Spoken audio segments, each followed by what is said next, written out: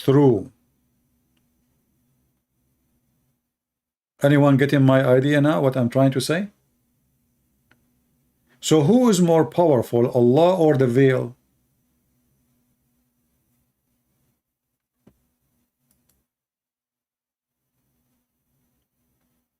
Any Muslim can help us? How a veil can stop the glory of Allah from going through? If the veil can stop the glory of Allah from going through, that means the veil is more strong than Allah.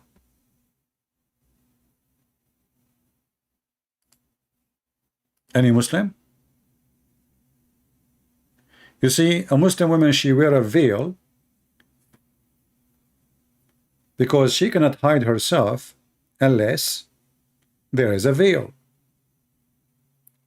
Allah is saying that he cannot hide himself unless he used the veil.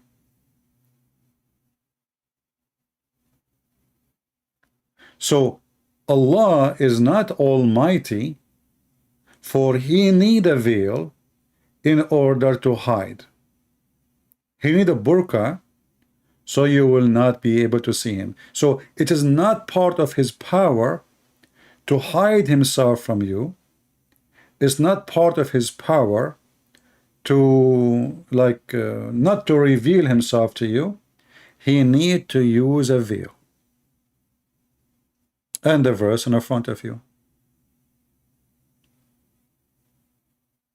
Any Muslim? In the top of that,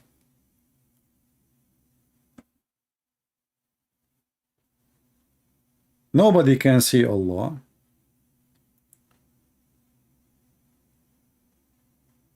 Is that an excuse? So we will not question where is this God, why he don't do anything, why he is mute, why he is silent, why he is deaf, why he is blind, why he don't, what is he? You see, the God of the Christians, he came to us. He came physically as a man. God can humble himself. God can humble himself so we can see him. He's almighty. And as long we call him almighty, it's mean there is no and nothing can stop him from doing as what he want, as he want. Allah, Muslim, they call him almighty. Yet he cannot hide himself unless he is from behind the veil. And I want to focus with you with the word behind. Do you see the word behind? And this is, by the way, accurate translation. The word behind is exactly what it says in Arabic. Min wara'i hijab. So where is Allah? Allah is behind the veil.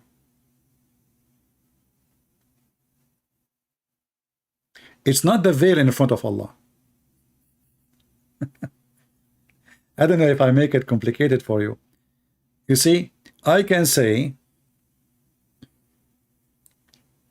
when I say the word behind, I am behind a wall. I am behind a wall. It's different from saying I am in front of a wall. Are you getting my point? What is different? Behind the wall, it's mean I am hiding behind the wall. I don't want to get out of this wall. I want this wall to be behind me and you. In front of a wall, maybe I'm going to climb it. Maybe I'm going to break it. Maybe I'm going to destroy it. Maybe I'm building it. He is behind the veil, so he can hide behind the veil.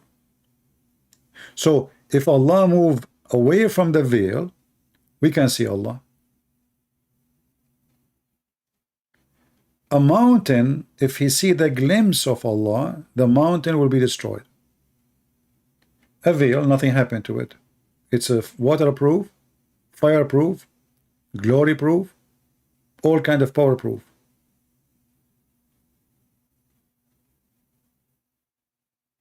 The purpose of the veil is supposedly Allah want to hide himself. He want to speak to you from behind the veil, because you cannot go, you cannot see him and live. He's copying this verse from the Bible. So Allah is using a veil. You see, if we go in the Exodus, we will see that God, he covered Moses by his hand. He did not need a veil, you know, and he did not veil himself. He veiled Moses by protection. So he protected Moses. So God can do that. The God of Islam, he is veiling himself from everybody. And he cannot veil himself without a veil. And the proof of that, he is saying behind, and behind is you know, a space, a state, a physical place, like he is standing in his physical point. And this point is behind the veil. So there's a veil. The veil is not like metaphorical. You know, he did not use the hijab is the same one he ordered the women to wear. The same word used in the Quran is hijab for the women, and many places hijab is a hijab. So Allah is standing behind the veil. Why? Because it's not for any mortal to speak to Allah except by revelation or from behind the veil. And here we have another problem. How Muhammad he received the Quran?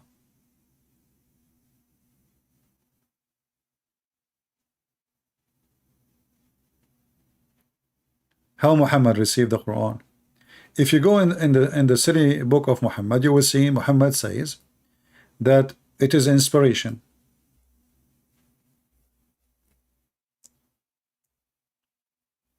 Chapter 53, verse number 4. It is only an inspiration that inspired. That's mean everything Muhammad said about receiving messages from an angel, his name is Jibreel, is a lie. Because inspiration is different from delivery. Is that correct? Let us say I'm watching somebody is doing some art. So he inspired me to draw like him. I learned some stuff from him, but he inspired me to do something. So inspiration is not a person coming to you and he says to you, say this. As an example, when the angels came to Mary in the Quran, which is a story stolen from the Bible, and they said to her, Mary, you will have a son, holy son. Is that an inspiration? Anyone who knows what the word inspiration, he will say no. That is not inspiration.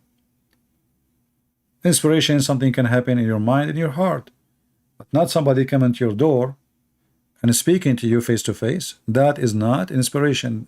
That can be considered revelation. Like I will reveal to you a message, but this is not inspiration. So Allah, he did not, or Allah, he will not talk to anyone except by inspiration or revelation from behind the veil. Allah did not do none of those to Muhammad. You got my point? Allah did not make revelation to Muhammad from behind the veil. And if the Muslim can show me the reference, I will be grateful. All of us, we knew that the Muslim, they claim that when he was in the cave, an angel came to him and he squeezed him 3 times and there's no mayonnaise was coming out. And then after he squeezed him, he told him, read. And Muhammad, he is illiterate according to Muslims, which is a stupid story. So why you say to him, read, if the guy cannot read? And if you say recite, this is what he meant, that will be more stupid, because recite is something you repeat from your memory, not something you just do not know what it is. So either way is a stupid statement, stupid story. But as you see, the angel is not a revelation. The angel is an angel. And Muhammad never been receiving inspiration. But yet Muhammad himself, he says, it is nothing but inspiration.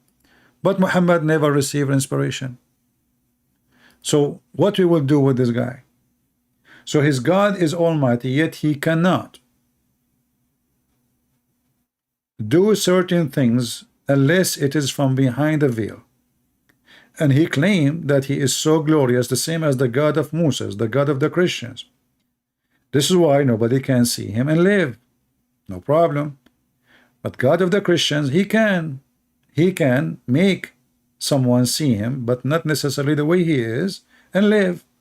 This is what we have Jesus. Jesus is God who humbled himself. Jesus is the humble image of the glorious God.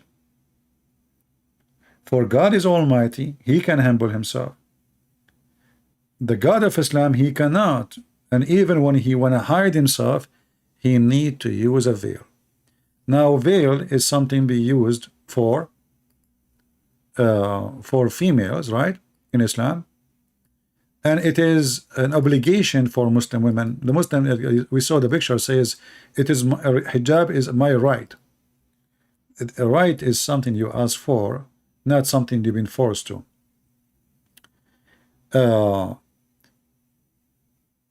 Like, you know, if you go in the Bible, we will see as an example the disciple of Jesus, they wrote the Bible by inspiration from God. Not only they wrote what they heard from Jesus, but they were inspired. Or the book of Acts, or, you know, Revelation, the book of Revelation, etc. So that is an inspiration. But you, Muhammad, never received an inspiration, never even heard your God voice. So where is the inspiration fit? Nowhere.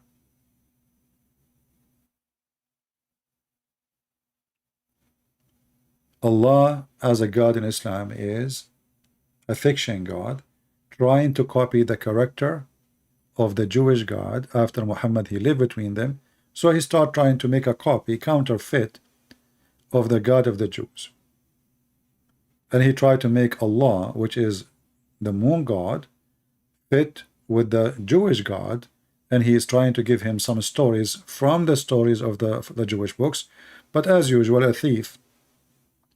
He steal your bicycle, he put a new paint, he add some features here and there to make you not to know that this is your bike, but he forgot that your bike have a number, a manufacturer number. He forgot to take it. And that shows all over the Quran. You know, there's a guy, he's an idiot. His name is Daniel. He's a Muslim convert. He says Yahweh is a pagan God. He's a pagan God. And Allah is a true name of God. But then if we go in the Quran, we will find that all the names belong to the God of the Jews. Gabriel. This stupid idiot, he claimed that El is a pagan God.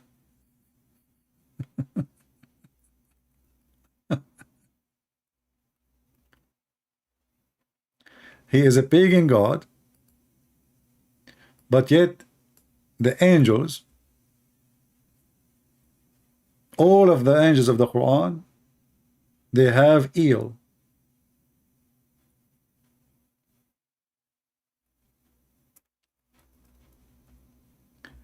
If we go in the Quran, we will find this, and we will laugh together.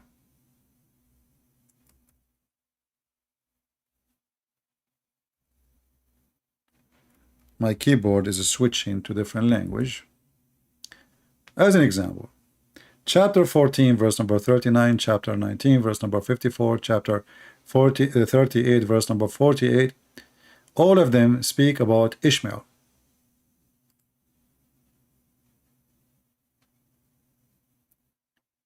And here there's another name. You see it here. You will ask yourself, when the stupid Muhammad, he copied those names, did he ask himself what those names mean? And when the idiot, the Muhammadan, who tried to supposedly to put down Christianity and Judaism, and they say, oh, this is a pagan God, then we find that all characters who they are belong to Abraham are connected to El. Angels, Michael, Gabriel, Israfil. Those are, Muslims, they have names. Some of them you never heard of, but all of them they end with Il. Israel. Israel is the angel of death. Il. So the funny Muhammad is, he have 99 names of his God. None of them is Il. Yet all the names belong to Il, not to Allah. So look what happened. If Ishmael belonged to the God of Islam, then his name should be Ishmael Allah. If Gabriel belonged to Allah, his name should not be Gabriel, should be Gabriel Allah. If Mikael belonged to Allah, etc. So this is a stupid religion. All of it is a counterfeit, stealing names. If you remember that he was making fun of the struggle between Israel and God, correct? From the Old Testament. He says, you believe in this? Do you really believe in this?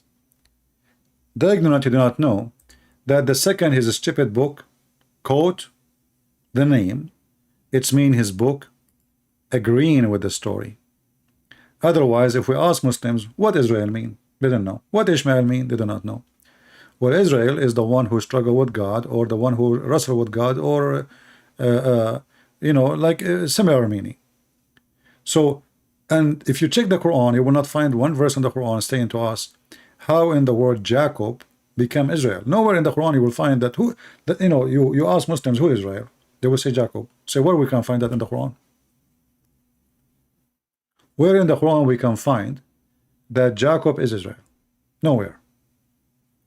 So because Muhammad is a thief and the Quran is not a book of God, this guy, he hears something, he make a statement about it, he add it to his book.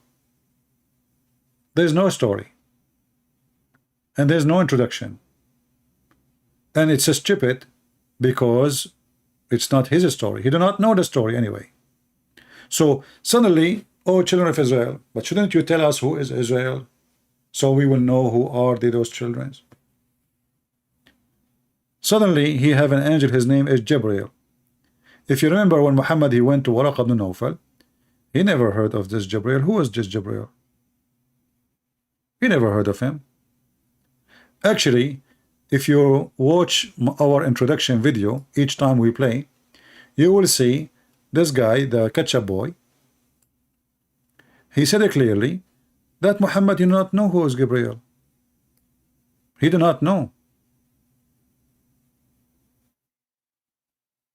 Listen carefully. He doesn't know who Gabriel is, right? Did you hear it? He does not know who is Gabriel. So what was the religion of Muhammad? The pagan Arab God Allah. Nothing changed. So where Muhammad he learned about Gabriel? From Christians and Jews.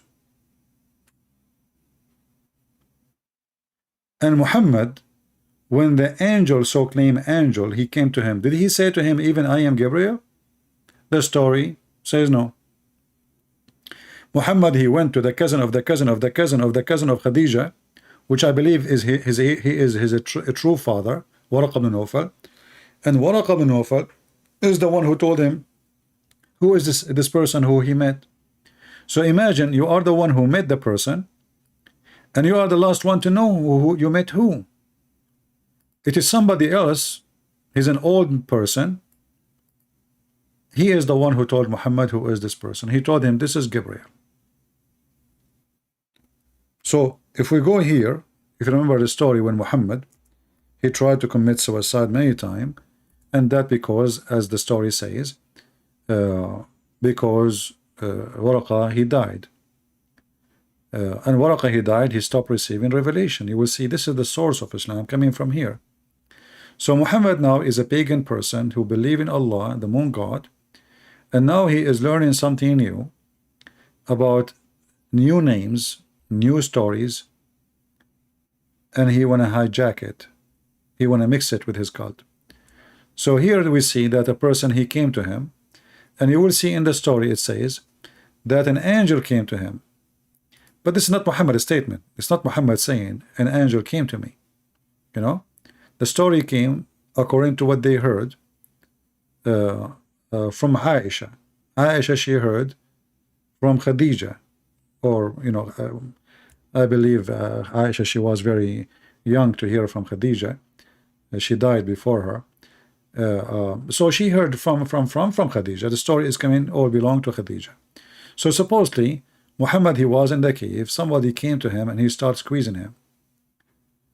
And Muhammad did not know who is that. So when he went to Khadija, he was really in fear, terrified, and he was shaking, and he is not in the stage of peace. And that is additional proof that Muhammad did not really see an angel of God, because you see, the angel of God can be scary for you if if you are doing something wrong and he's coming to punish you, maybe. But there is no reason for Muhammad to be terrified and scared. And you will see that Muhammad, he have his muscles start twitching and going crazy, and he shrink and he shiver, and he says, cover me, cover me, and even he told his wife, what's wrong with me, Khadija? You see, it says his neck, when he returned, his neck muscles twitching with terror till he entered upon Khadija and said, cover me, cover me. They covered him till his fear was over. So Muhammad here is suffering really from very terrified time, and he was in fear. So was Muhammad, did he see the devil? Did Muhammad, the devil possessed him at this moment, and he is why he was shivering? But it cannot be angel. You see, when the angel came to Mary, he says to her, peace to you, Mary, shalom to you, Mary. Blessed you are between the women. Here, and Mary is a woman. Here, this is a man. He's 40 years old. The Muslim, they claim he is so brave, and he did not see an angel with 600 wings. According to the story, he saw a man. A man came to him. So why he's shivering? And then the story continue, and he said even to Khadija, what's wrong with me? And here you ask yourself, why Muhammad did not know what's wrong? If he saw an angel, and this is the reason he is shivering, why he's saying what's wrong with me? So obviously the reason he is shivering have nothing to do with anything. This person is mentally ill, and he have, like there is many illness, they have the same symptoms, where a person, he fell down in the ground and he lose control of his hands, and his body and muscles start, and start screaming and start shivering. And the Muslim, they confirm that those things happened to Muhammad many times during his childhood. Actually, even the nurse, the family of Muhammad, they cast him away from the family because of this. They thought to themselves, this person, this child, is controlled by the devil, because he is normal sometime, and sometime he go crazy. So they cast him out of the family, and they asked a better women. They told her, we'll give you some money, little money, just let him grow with your kids, nurse him. The woman, she sent him back. She sent Muhammad back. Why? Because after he arrived to her house, he collapsed in her house, and they thought he is dead. He fainted after all those things happened. So this woman, she feared that now those people, they will accuse her that she mistreated him and he died, and then she will become a big problem. And this woman, her name is Halima, she sent him back to her family because of this. So as you see here, Muhammad, he saw somebody, he was terrified, and obviously terrified not because an angel, because he's sick, he's mentally ill. And then Muhammad is still, he do not know who is this person. They come to Waraqa. Khadija, she accompanied him to Waraqa, and she said to him, to Muhammad, tell him what you saw. And you will see here, it says that Waraqa, he was a person who during the pre-Islamic period became a Christian. In fact, he is no Christian, he is a Nasara, and we will talk about that in a different time. It's a Christian cult. And here it says he used to write the Arabic writing, and he used to write of the gospel. That is the Quran. And you will see here, after he told him, Waraqa, he said to him, what you have seen, tell me. He told him He told him, this is the Namus, i.e. Gabriel the angel. Do you see it? And here we notice that the angel, he did not introduce himself. He did not even say, I'm an angel. He did not give him a name. And Muhammad is taking what this guy is saying to him for granted. And from now on, this guy, his name is Gabriel. So going back to our question about Allah not showing himself, you will see that Muhammad, he went to the seventh heaven. Muhammad, he went to a place, it's called Al-Baytul Ma'mur.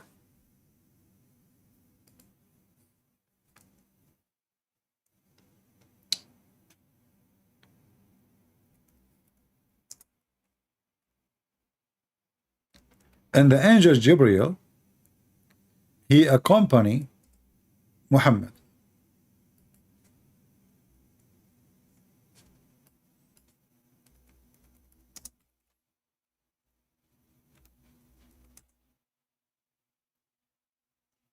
And here the story is no less funny and fiction than the story of Gog and Magog.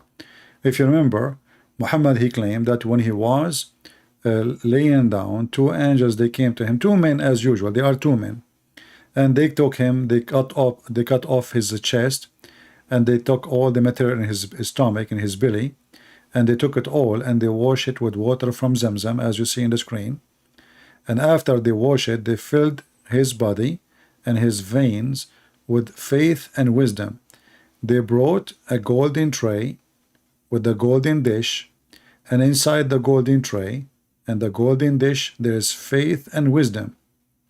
And then they stuff all the wisdom and all the faith on the veins of Muhammad. Now the story here, as you see, stupid, crazy, since when wisdom and belief come in dishes. So even faith in Islam is physical. And this is telling you that Muhammad, he have nothing to do with any religion. This guy is mentally ill, satanic, demonic possessed. Faith coming in dishes. If you remember, we showed you a verse in the Quran says, it is nothing but inspiration.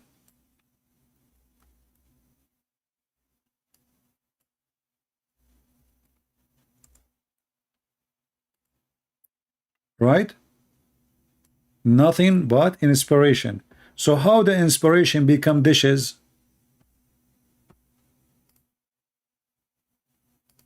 Are you with me? How the Quran says that Muhammad received nothing except inspiration. And then we find that Muhammad, he received dishes, one dish full of faith and one dish full of wisdom. And by the way, if you ask me if I am wise or not, the Muslim, they say Christian Prince is not wise. And I went to a Muslim doctor, he said to me, no, you don't have a lack of vitamin D or C or A. No, you have a lack of dish of wisdom. So the mad Muhammad, he went far with his stupidity to the point he made wisdom in dishes. Let us go to the hadith. Okay. Where is the...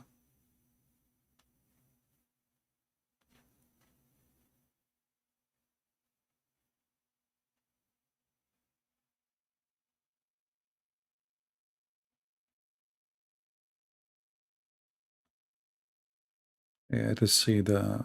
And Allah, he sent him a flying mule. Here we go. Read with me. And by the way, in case you are looking for good faith and good wisdom, you can contact me later and I will give you dishes, but they are expensive, to be honest with you, okay? I mean, I can make you so wise, super wise. We make them, it's homemade dishes, okay? And they are very tasty. And you, let's say you are a person who, your wife, she could complain about saying things you say is stupid, So she complained, you go with your friends and she said to you, why you said that? This is not smart. So if you want to increase your wisdom and intelligence, you can get our dish. You know, it's an Islamic dish made by the kitchen of Allah. It's homemade. So look what happened. Here it says, after they wash his chest and his heart and his stomach, etc. Here it says, then a golden tray of belief was brought to me, and my heart was washed. All right. Let us go to, I want to see where it says,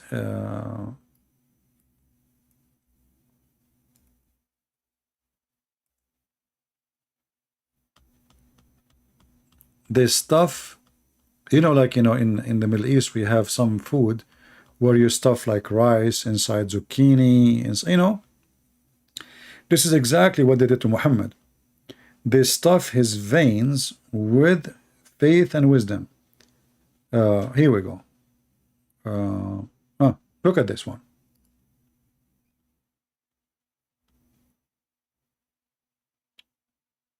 And then the angels, they took him till they carried him to the place him beside Zamzam, etc. And then they cut from his throat all the way to his balls. Look like Muhammad, you have balls. I thought you don't. And then out of his chest an abdomen, and then washed with Zamzam. And then it says here, and then a gold tray containing a gold bowl full of belief and wisdom was brought, and then Gabriel stuffed his chest and his throat and blood vessel with it. And now we understand why Muhammad cannot be prophet of God. I mean, this guy, he is so stupid to the point. His God himself, he needed to do plastic surgery. You see, the Muslim, they say that Muhammad is a prophet and Allah is God, and if you want something to happen, he say be is going to be. Can't Allah make Muhammad wise without sending a dish of wisdom? The first person in history who have a plastic surgery, stuffing his chest with silicone of Allah, it was Muhammad. Allah want to take Muhammad to heaven. He looked at him, he said, look at this idiot, I cannot take him like this. What I will say to my angels, look at this, what the heck is that? So he said to the angels, listen, before you bring him here, you need to do some adjustment. Why Allah did not make a surgery to Moses? Hey Muslims, there's a question here to answer. I mean, the story of Gog and Magog, which is making Muslims live in Islam by thousands, if not millions. This is another story, no less.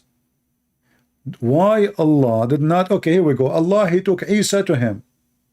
Did Allah need to wash the chest of Isa with Zamzam? Did he need to give him wisdom? And what wisdom, what faith? And since when faith and wisdom, they come in dishes?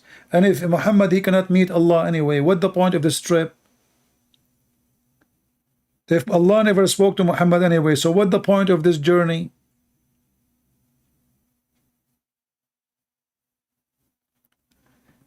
If you remember, I don't know if you, how many of you saw the video we made yesterday.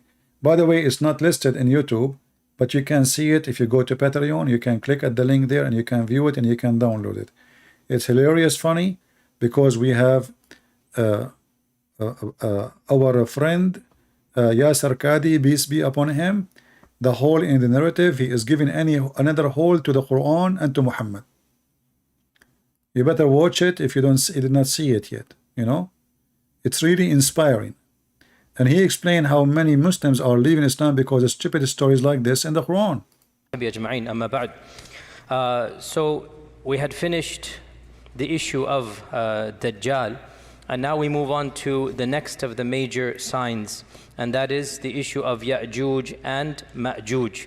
And the issue of Ya'juj and Ma'juj is actually, for our modern times, I would say, one of the most, if not the most problematic of the signs of Judgment Day.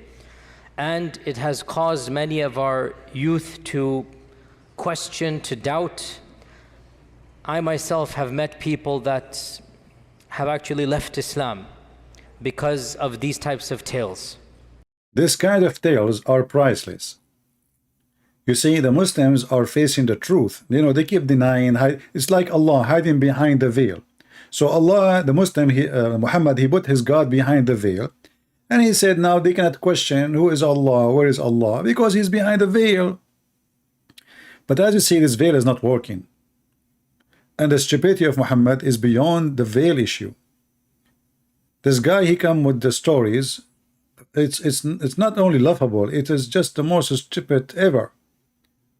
There's billions of creatures who we never saw, and they are like us, and they are very aggressive, and they will control the earth, and nobody can see them. And Zulqarnain, he built a dam between us and them, and you know, this dam exists for thousands of years, but we know that the satellite, they have map for every inch, and they are not under the sea because simply the dam is behind the dam, not behind under the sea. You know, so the story is so stupid. But this is, we cannot blame this Abdul here for the stupid story. We blame the stupid maker of the Quran, Muhammad, for his stupidity. And look, this is a story taught by Muhammad after the plastic surgery.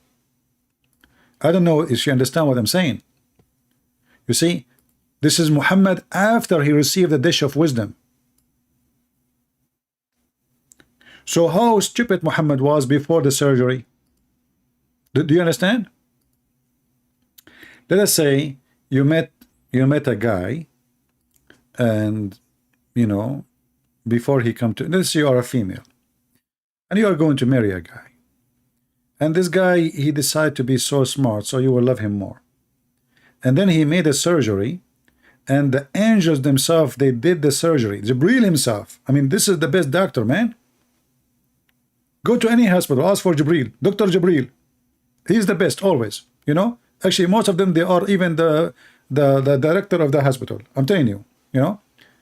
By the way, Jibril is the same one who bring coffee, the same one who clean the floor, the same one, he's the surgeon, and the same one, he is the nurse. He have multi personality in Islam. So Gabriel, he stuffed his chest with the throat and blood vessels. Look how deep this issue, with wisdom. So if you take Muhammad blood vessels, you put it in the laboratory, they will not find like blood like us. They will find wisdom and faith. You know, like 50-50. So this guy now, he made a surgery, and he is telling us this is stupid story after the surgery. So how stupid Muhammad was before the surgery?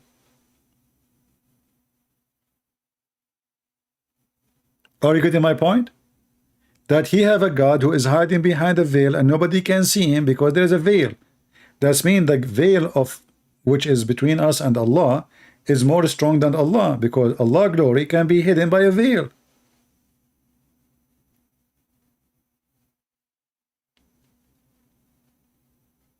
It's not Allah changing his, let us say, he's hampering himself so we will not get hurt. He himself is behind a veil. That means the veil is stronger than Allah and more powerful than it's, you know, the veil is Allah proof. Like we hear about vest, you know, I don't know if you have any of them. If you don't, I can give you some.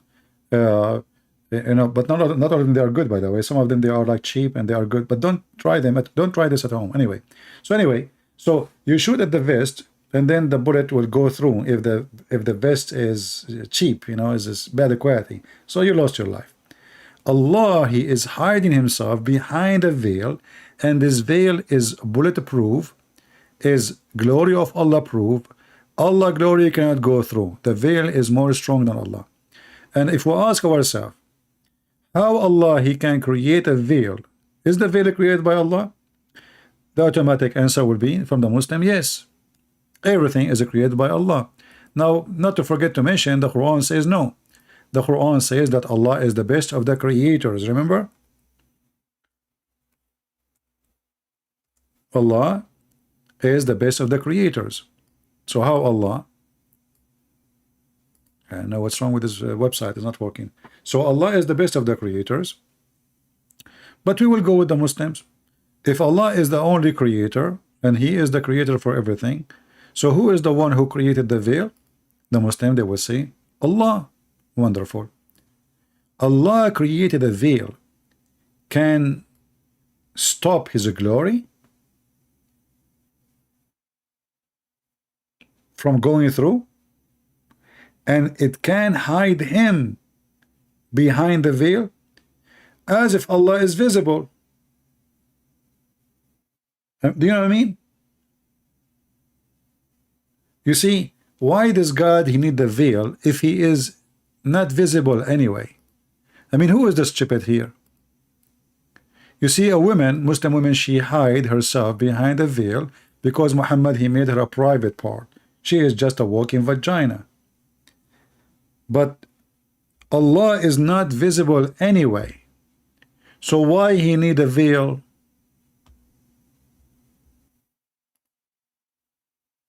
Do you understand what I'm saying? And now if the Muslim they say he is invisible because of the veil, that means Allah is visible.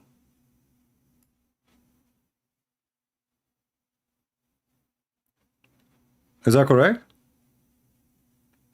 Is Allah visible for the veil? Any Muslim can answer. Is Allah visible for the veil? So if you say to me now the veil is an object, cannot see, well then how Allah he say in the Quran that when the mountain saw the gleam of the glorious Allah, the mountain destroyed. The mountain destroyed. He saw. The mountain he saw little of the glory of Allah. The mountain. So don't tell me the game of the veil cannot see. That is too late. You know, you need to fix your Prophet Muhammad stories. His bedtime stories is too much. And Islam is the true Allah subhanahu wa ta'ala. If he shows himself, you will not be able to live. He's so powerful. And the example we have in the Quran in Surah Taha, then Musa alayhi salam says, oh Allah subhanahu wa ta'ala, I want to see you. So Allah says, I will show my glimpse to the mountain. You look what happens to the mountain. See? So if you say to me that the veil will not be able to see Allah, that is very silly and stupid, because as you see a mountain with solid rocks and dirt saw the gleam of Allah, the glory of Allah, and the mountain was destroyed. So here when we see this story here, which is sponsored by the dish of faith and wisdom installed in the chest of Muhammad and his abandonment, you know, abandonment. I love the way I say it, don't you guys? By the way, I will open a special English class for those who their English is weak, you know. You teach me Arabic, because Muslims they claim I do not know Arabic, and I teach you English. Kabich? And I will make another class for Indonesian. As you know, I speak Indonesian very well, you know. Just add an at the end of any word. Like you see here, it says behind. If you want to speak Indonesian, just add an. So it become behindan, you know. Veil, veilan, you know. Like messenger, you know, messengeran. Okay. So that is very easy, you know, like, you know, it's like in French. You know, in French, you add lu in the front of any word. That's it. You know, lu Muhammad, lu Prophet, lu idiot, lu donkey, lu crazy, lu dish of wisdom, lu potato, and lu the rest. So it's very easy, and you know, and this is what happened to me, by the way, after I ate the dish of Allah, which full of faith and wisdom, brother. Okay, I learned all those tricks, and things become so easy and so halal fun. So here we ask ourselves, how stupid Muhammad is when he tried to explain his God. And look, in the verse after it says, and thus we have inspired thee, Muhammad, a spirit of our command. Have you ever heard of a stupid statement like this? Read it, think about it, and tell me what do you think. We inspired Muhammad a spirit. Have you ever heard of somebody inspired a spirit? He inspired Muhammad a spirit. You see, I inspire you by revelation. I inspire you with ideas. I inspire you with thought. But I inspire you by spirit. How that can work? Any Muslim can help us? Oh, I forgot. The Muslims are busy now. They are ordering wisdom dish and faith dish, you know. So, you know, they claim that the Quran is an amazing book, but this is stupid. Inspired your spirit of our command? Was Allah inspiring Muhammad Quran, or he was inspiring a spirit, and how a spirit became the inspiration? Do even Muhammad know what inspiration mean? Are you getting my point, guys?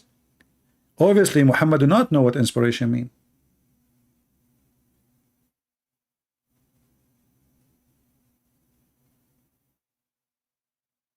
One of you, he sent me a message saying to me, but you know, I said yesterday, nobody saw the people of Gog and Magog, which is a very funny story. The guy, he said to me, I saw the Gog Magog. I see him. I met one of them. So really, he said, yeah, my mother-in-law. She is very aggressive.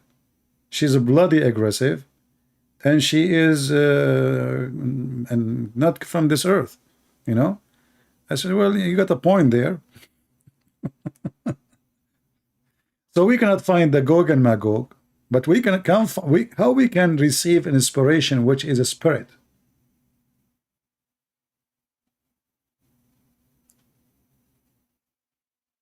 You receive inspiration, or you receive in spirit?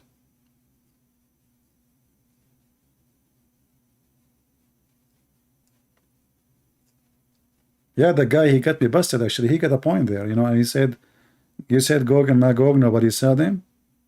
Well, get married and you will see. You will see them every day, at least once a week.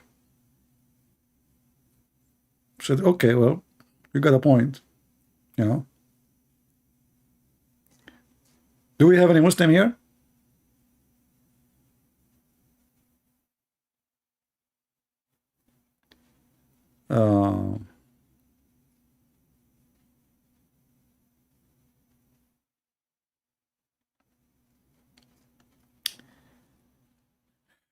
You see, like when Allah, we mentioned to you the story about Allah is in the tree, correct? And the Quran says blessed is the one is inside the fire. So how this person, I mean, he's stealing a story from the Bible. Obviously he did not know what God is about. You see, God of the Christians, he can. You cannot see God the way he is. That because of your limitation, not because he cannot. He can show himself, you will die, that's all. But the God of the Christians, he can appear as he wish. When Jesus, you know, he got baptized, a bird appeared in the sky. Bird, right? A voice came from the sky, says, this is my only begotten son. God himself, he came to this earth as a man. His name is the Messiah. The God of Islam, he have a problem. He is a collection of fiction stories, and Muhammad trying to glue them together. He lived between the Jews, he started copying stories from the Jews. And now he's trying to make the Arabian God fit with the new God he learned about from the Jews. And now he do not know even what inspiration means. This guy, he think inspiration is a spirit, and that spirit, Muslim they say Jibreel. But how Jibreel is a spirit? Is the angels a spirit in Islam? The Quran say no. If you go in the Quran, you will see the Quran says that in the day of judgment, the angels and the spirits will stand in rank.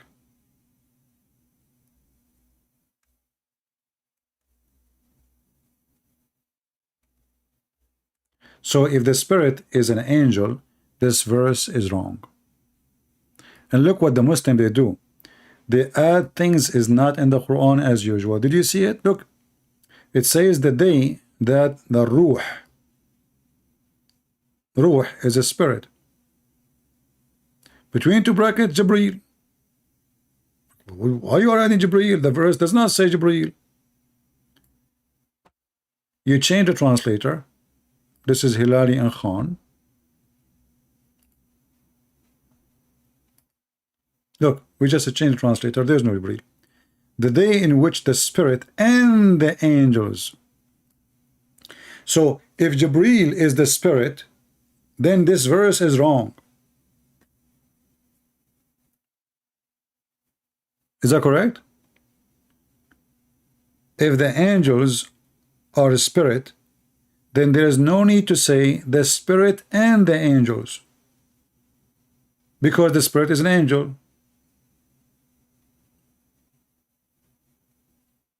So obviously the spirit is not an angel. Secondly, the funny Muhammad, he copied another statement from the Bible, which is the Holy Spirit. You ask the Muslim, what is the Holy Spirit? They will say to you, Jibreel. Not a single verse in the Quran say so. Not a single verse. Chapter, and you will notice each time the word Holy Spirit mention is attached to Jesus. Chapter 287, it says we gave Moses this and that, and then we sent Jesus, the son of Mary, or Isa, with a clear sign, and we supported him with the Holy Spirit. Was Muhammad supported by the Holy Spirit? Never. So here Muhammad is copying from the Christians, adding it to his Quran, and getting himself in trouble. Why Jesus is supported? Why the Quran did not say, and we supported Muhammad by the Holy Spirit? Exactly the word.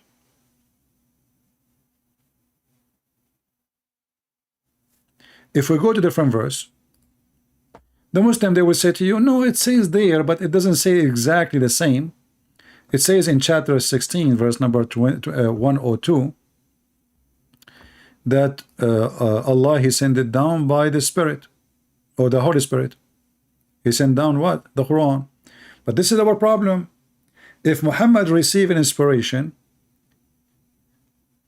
and the one who appeared to him was either a man or either an angel have 600 wings, where is the Spirit?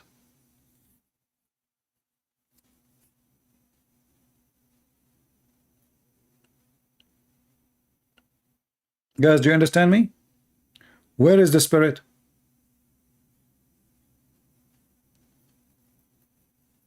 If God, he sent the Spirit, and this Spirit should not be then physical, because he called it Spirit. Muhammad, he claimed that he saw Gabriel twice. Let me give you this link about Muhammad. He was stuffed in his throat, and his tomato, his stomach, by wisdom. This is the link. You can save it, you know, in case you need it in the future. Let me see.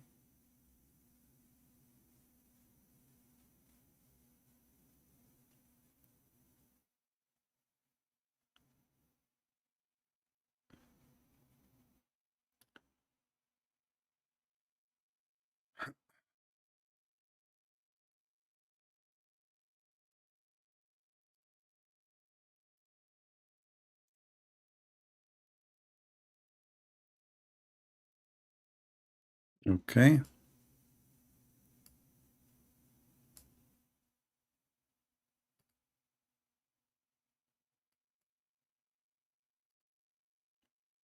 Let us see here.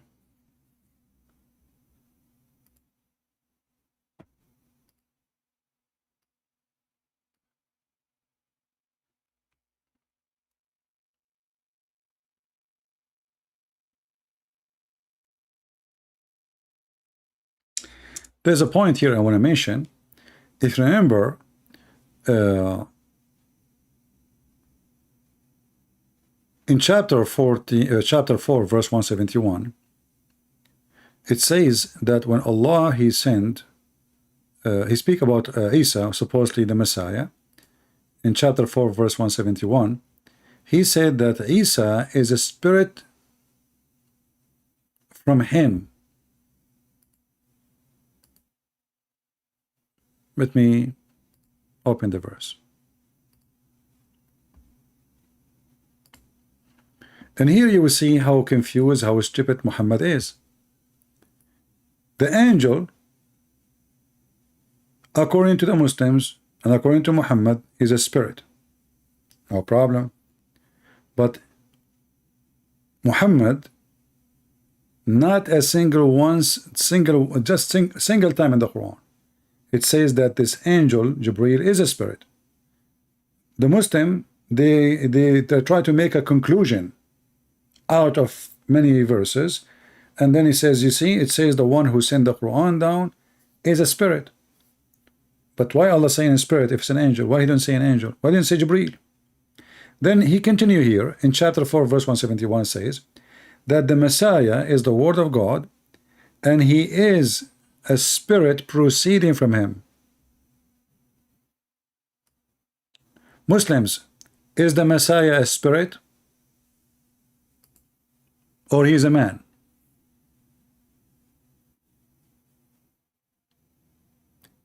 Do you see how confused those people are?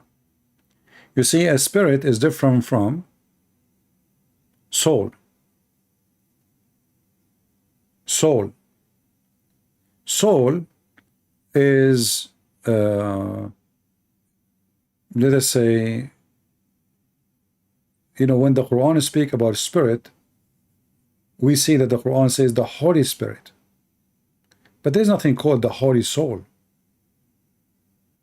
Are you getting my point? Soul is given to a creature to live. Spirit is not soul. So what is a spirit then? And how Jesus, he is a man. The verse saying clearly he is a man. The verse saying he is the word of God. So we ask the Muslim, is the word of God created? They will say no.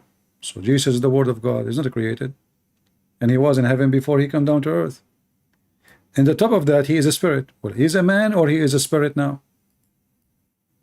Is he a physical man or he is a spirit? How Jesus is a word and a spirit in the same time. And how he is a man and a word and a spirit in the same time. And the funny is, the same verse says don't say Trinity. This is the same verse speaking against the Trinity. Is the same verse saying you can be three and one at the same time. And the only one can do that is Jesus. Look. He is a man. Jesus is a man. He's a messenger. He's a man. He's a son of Mary, a human. And then this human is a messenger. So he's a flesh, he's a man. And he's a word in the same time. In the same time, he's a spirit proceeding from God. Not only he is a spirit, he is a spirit connected to God. And here you see Muhammad is making more madness in his teaching. Well, this is what I'm asking the Muslims. If Jesus is a human, he keeps saying to us he's a human. Is Adam is a spirit? Muslims? Is Adam is a spirit? They will say no. Okay. Is Musa a spirit? No. Well, is Jesus a spirit? Yes, he is.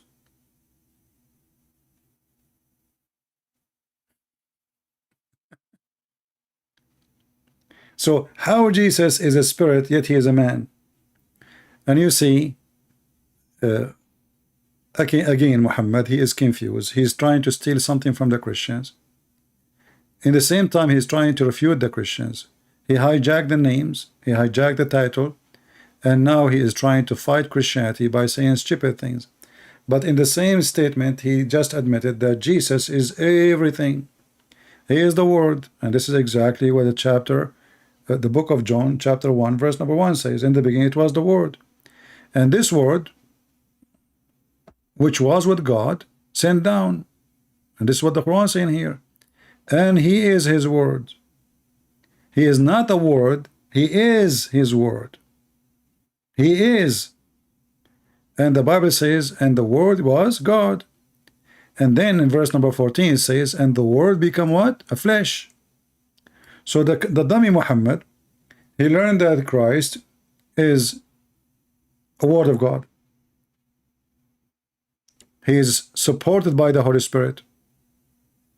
Holy Spirit, not just a spirit. Here Muhammad, he added more description to Jesus, saying he is a spirit himself. There's a huge difference between you have a soul and you are a spirit.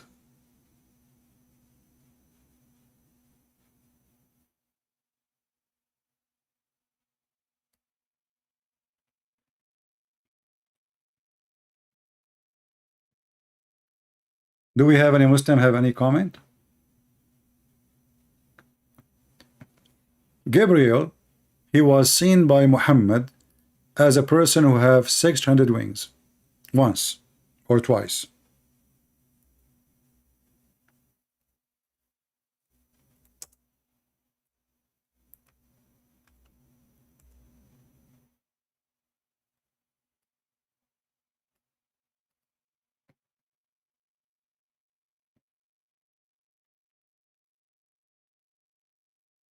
Do you see it?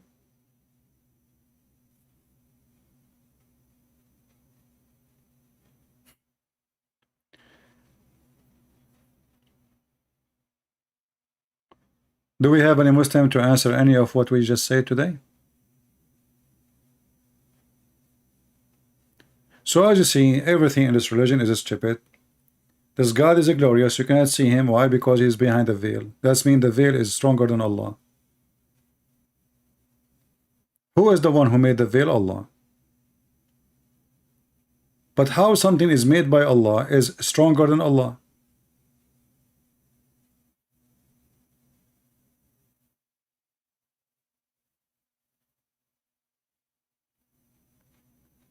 The Muslim, they keep saying to you that the Christian prince is trying to stop the light of Allah. Correct? Well, as you see, Allah, he stopped his light himself. A veil can stop the light of Allah.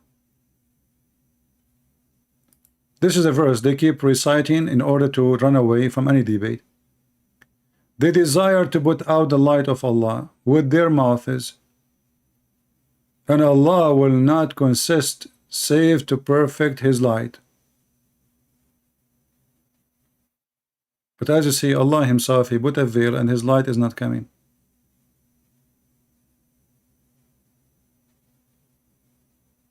And where is the light of Allah so we can see it? Any Muslim can tell me? And how somebody can put the light of Allah by his mouth? This reminds me of other stupid story of Muhammad about the Geigo who tried to burn Abraham. By the way, did you see the Geigo which I found in my yard? How many of you saw the Geigo? I was really shocked. I was terrified actually. I mean, this Geigo is not even in the size of my fingertip. But to be honest with you, it's scary. How many of you saw the Geigo? Some Muslims, they are saying that I paid this Geigo to make a movie. But as you see, be my witness, the actor, he ran away. I did not pay him. He got scared from the camera. I mean, this is a God, he is afraid of a Geigo. This is a God, he have a phobia with garlic. He have phobia with onion. He have a phobia with leek. He have a phobia from pork. He have a, he cannot come to house. Muhammad, he stopped receiving Quran because there's a little puppy dead under the bed of Muhammad. And then they say to us, they try to stop the light of Allah by their mouth. I mean, if this God could not deliver the message to Muhammad because of a puppy, ask yourself, how in the world that there is a God, he is almighty, he want to send the message to his prophet. His prophet is inside the house. Inside the house there is a dead dog. The dead dog is under the bed of Muhammad. And now the angels of Allah, they cannot get in. Why? Because there is a dog. And here you ask yourself, why Muhammad even have a dog at home if he knew that this will stop the angels? And what kind of angels? They fear dogs. And what will happen if the angel get in and the dog is inside? He will bite him. So one hand they say that the angel is a spirit. The other hand they say he is so powerful. The other hand, they say angel can destroy an army. And the other hand, we find that an angel, he cannot get inside the house of a dog. Anyone remember the hadith?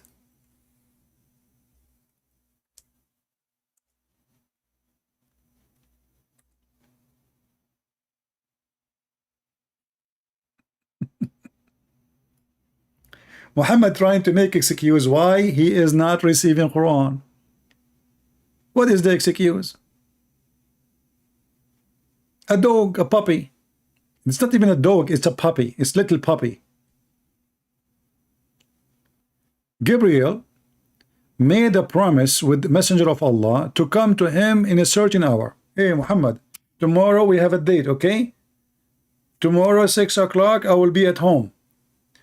6 o'clock came, 7 o'clock came, second day came, third day came, angel is not coming. What the heck is that? And then the messenger, he found a dead dog under his bed. There was a staff in the hand of the messenger of Allah. He threw it from his hand and said, never does Allah back out of his promise. Have you ever heard of a God he back out because of a dog? What happened to the Almighty God? So this God, he made a promise. I will send you Quran tomorrow at 6 o'clock. Be there, okay? Muhammad is waiting. Muhammad is walking backward, forward, like a yo-yo. The yo-yo Muhammad. And the promise of God is broken. Why? Because there is a dog. Then the angel came to him finally, after some time. After Muhammad, he noticed that there is a dead dog under the bed. He said, Aisha, when did this dog enter? She said, by Allah, I do not know. Imagine, they swear by Allah over a puppy. Do you see how much they respect their God? By Allah, I do not know. Obviously, Aisha, she was playing with the dog. She's a child.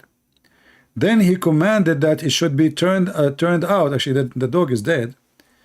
No sooner than had they expelled, Jibril came. Come here. I mean, Jibril was waiting, man. The second the dog is thrown out of the house, Jibril in the house.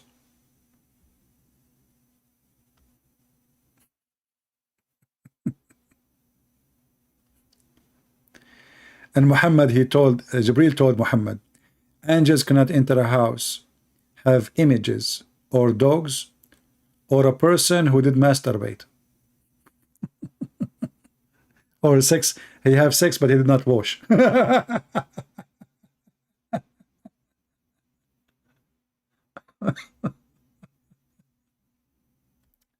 Look at this. Muhammad, he said to Jibril, you promised me, and I waited for you, but you did not come. Whereupon he said, it was the dog. It was a dog in your house, which prevented me to come. For we angels do not enter houses which there is a dog or a picture. And Zakir Naik is waiting for the angel to come to him. How many pictures you have in your phone, in your house? What about the dog is in the city? I mean, if the dog will stop the angels from coming into a house, how he can enter a city? Remember, the angel Jibril, he covered the horizon. He's so big. So what house is for him? If he cannot get into a house because of a dog, that means he cannot enter to town because of a dog. What a stupid religion. And yet they say to you, they try to stop the light of Allah by their mouth. When the dog, he stopped the Quran from coming. And then Muhammad, he ordered to kill all the dogs.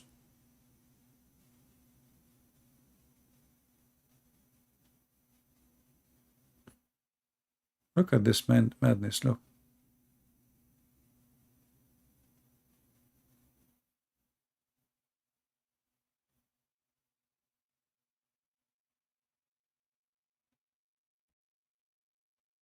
Oh, Lord have mercy. Do we have any Muslim?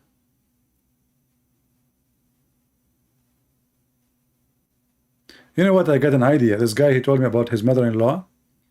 I mean, what about you try to convince her to become an angel, and then you get a puppy, and then you will never see her again in your house. Just tell your, convince your mother-in-law that she's an angel.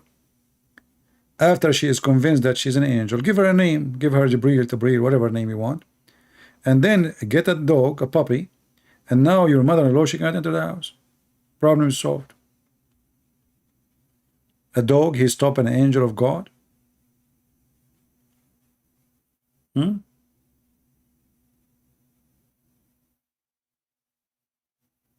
Any Abdul?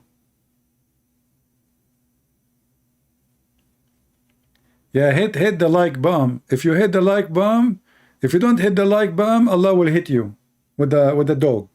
Okay, I'm telling you, I'm warning you. Hit the like bomb, otherwise Allah will hit you with the and this religion, by the way, is confused about who is angel. In one hand, they say the angel is a spirit when they want.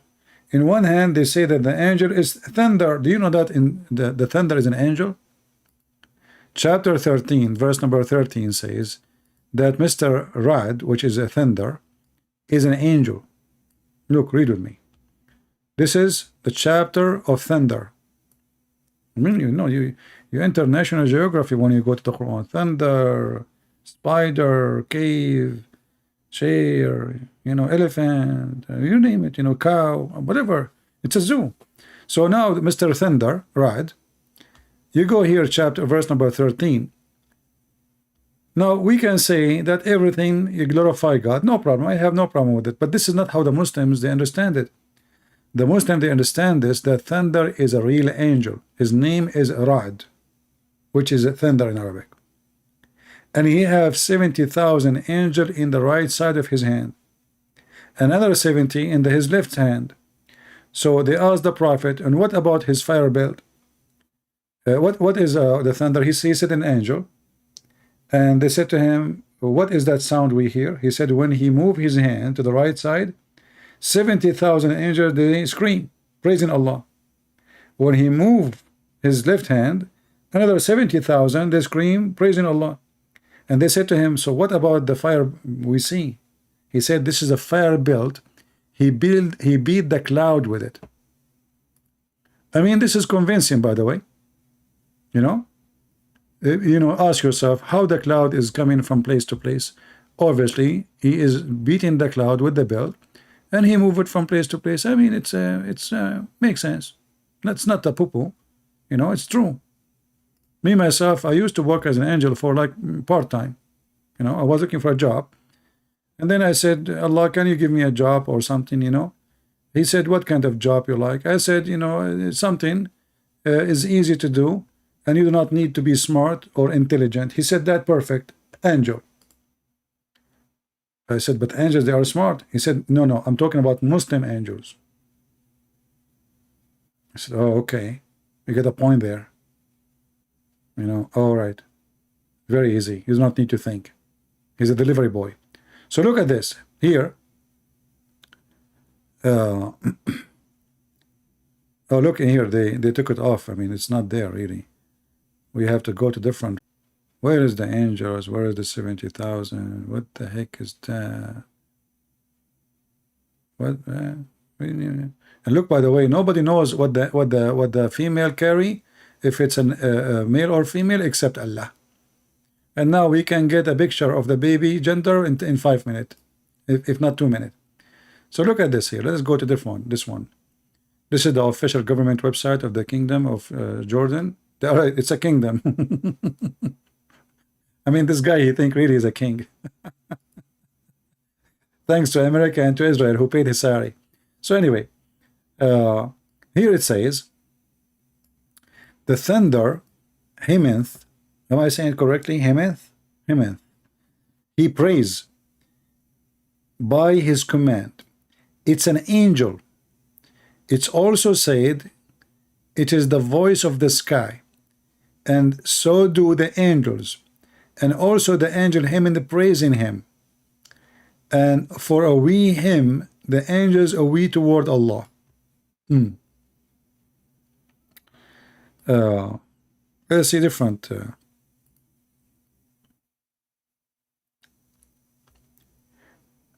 The thunder, and the thunder is an angel who is in charge of the cloud, driving them while he constantly proclaiming his praise, and that he says glory to Allah in Arabic, by the way. So you see, when you hear the thunder is speaking in Arabic, and he is praising Allah, and he is an angel. And now, you know, the Muslim, they will say, it doesn't say that. CP Christian Prince is lying for you. This is your website. This is Jalalain, your top scholar, and this is your website, Royal of Ahlul Bayt Institute Islamic Thought, Amman, Jordan. Government website, the king website, the scumbag himself. So what is the conclusion now? The conclusion that zero Muslim can answer us. Or what they can do, they can call names, they can threat, they can flag our videos, but they cannot answer us. And the result of that, people leave Islam. As simple as that. Like the story of Gog and Magog, it's a priceless. I like it. You know? The story of the cave, the story of the seven sleepers, the story, all the stories of Muhammad. This person is mentally ill. And the Jews, they keep making fun of him. They say things to him, he take it. They come to him, they say, tell us about the prophet, his name Alexander the Great, or Zulqarnain. The stupid Muhammad, he took the trap. He believed them. He said, now they are waiting for me to tell them about this prophet. But the Jews don't believe in him as a prophet. They are making fun of you, you idiot. You know, sometimes like Muslims, they call me and they claim to be ex-Christian. So I say to them, give me give me any statement from the book, from the Bible of Nicholas, or the Bible of Santa Claus, the Bible of you know, give me any phrase, anything it's mentioned in the book of the Bible of Washington DC. And then the Muslim, he start like thinking, okay, Washington DC, I think there Jesus, he said, yeah, like, you know, yeah, you know the thing, you know. And then supposedly he's an ex-Christian, and he is looking now, he's trying to quote for me a verse from Washington DC, you know, from the Bible of Washington DC. So this is how we get them busted. They are a bunch of liars. And when we say to them, or we see somebody leaving Islam live in our channel, the Muslim, they say, hey, he's paid, he pay him. He did not leave Islam, really. This is not the Muslim. We move on to the next of the major signs. We're dealing with the crisis of people leaving our faith, our own children, our own young men and women. And of the reasons why is that we are not answering some of these issues that they bring, and we dismiss them. And I myself have discussed many of these issues with these types of people, and one of them, not the only one, but one of them is Ya'juj and Ma'juj. So we have... Brother, did he say one of them? How many poo-poo your prophet he did? I mean, your prophet, he is a poo-poo, walking poo-poo machine. One of them, the Muslims, our children, they are leaving Islam because of many tales. Did he say tales? Guys, do you know what tales mean? Did this guy, he said tales. Do you know what he implied by saying tales? You see, there's a huge difference between history and tale. Do we agree?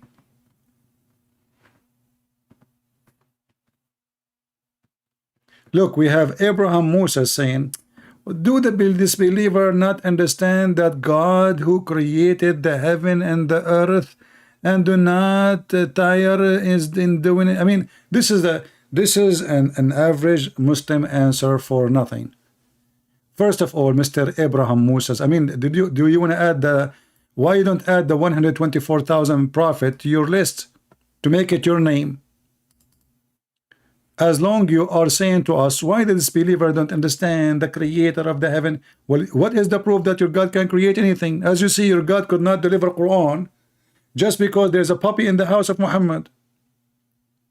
How this person can be the creator of the heaven and the earth and he's powerful? When a puppy entered the bed of your prophet, prevented Allah from the living Quran. Have you ever heard of a religion stopped coming because of a dog?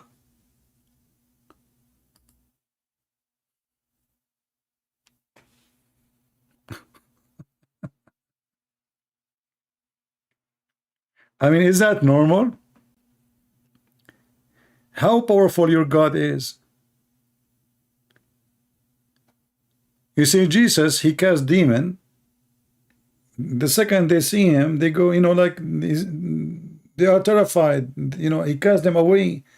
When your God, he sent his more. Look, let me show you a different story. The God of Muhammad, he decided to take the life of Moses. Okay, fair enough. God, he take life. No problem. He created you. He take your life. Okay. So Allah, he decided to take the life of Moses. And the Muslim, they say that Allah is Almighty God. And if he decides something, nobody can stop it. Nobody can stop it. Read with me Allah. And this is, you see, when this guy Yasser Qadi holds a narrative, he says those things. He says many stories, not only this is a tale, many tales. Because of many tales, they are leaving Islam. They read. So this God, he decided to take the life of Moses. Abu Hurairah, the father of the cat, reported that the angel of death was sent to Moses to inform of his Lord's summons. When he came, Moses boxed him, and his eye was knocked out. He, the angel of death, came back to his Lord, and he said,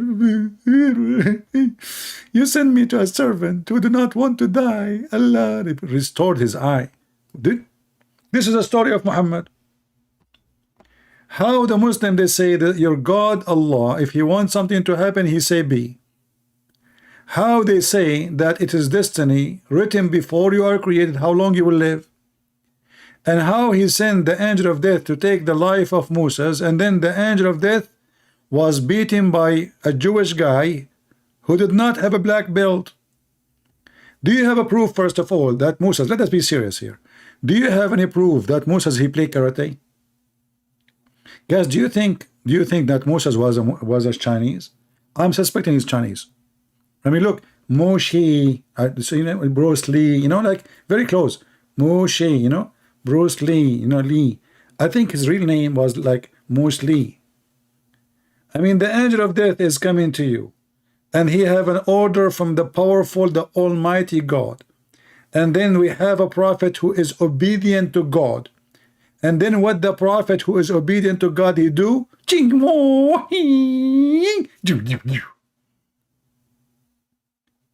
And not only he did beat him, he knocked his eyes out. But do you remember the Muslim, they say that the angel is a spirit? How you can knock an angel spirit eye out?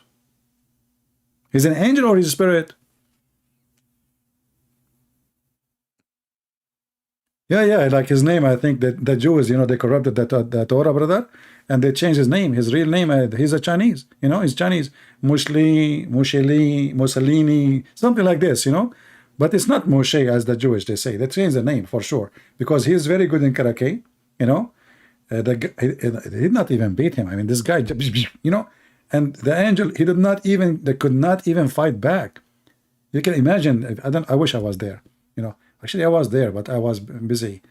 I was trying to find the dog under the bed because I was waiting for pizza delivery from the same different angel, and I know that they will not enter the house unless there's no dogs. So I was trying to find and this story happened during I was busy. So the angel, he came and he want to now take the life of Moses, and now Moses, and look, the angel, he went back to Allah, and his eye is coming out from his head like a Rasul. Boing, boing, boing, boing, boing. And then Allah, He restored the eye. And then Yasir Qadi, he says that our children, they are leaving Islam because of the tails. Because of the tails, or because your prophet, he have a tail? Because of these types of tales. And we have to be honest and frank and not pretend as if this doesn't exist. Perhaps some of you are not accustomed to hearing people speak. The issue of Ya'juj and Ma'juj is actually, for our modern times, I would say, one of the most, if I mean, the guy, he did not even stop. He just started, he started touching his nose all over the place. What the heck is that, man? What happened to your nose? Do you know that Muhammad, he said that shaitan is sleep in your nose? And they are talking about tails will make Muslim leave Islam? Have you ever heard of a powerful shaitan sleep in the nose, pee in the ears, and jump inside your mouth when you do yawning? And this guy talking about there's many youth are leaving Islam because of tails. Can you give us more details? not the most problematic of the signs of Judgment Day.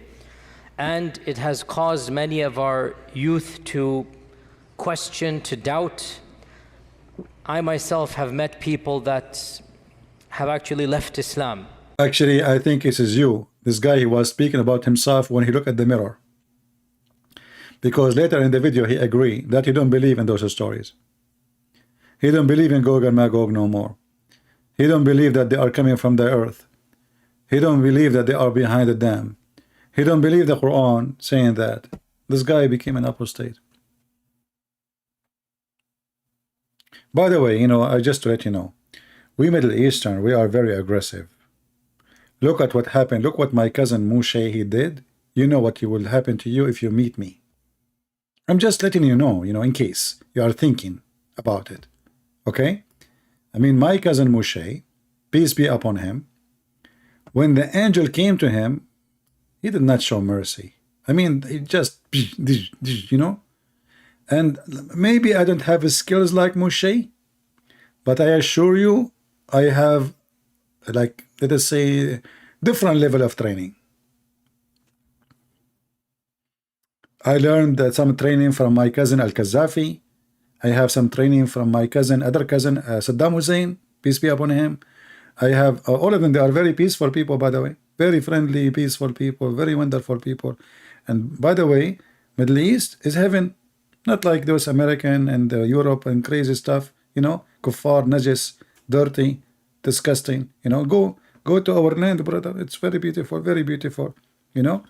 Like, it's very peaceful, and that's why, and very safe. That's why we have bars all over the windows. And all the doors is made from steel, because it's very peace there, very safe, very safe.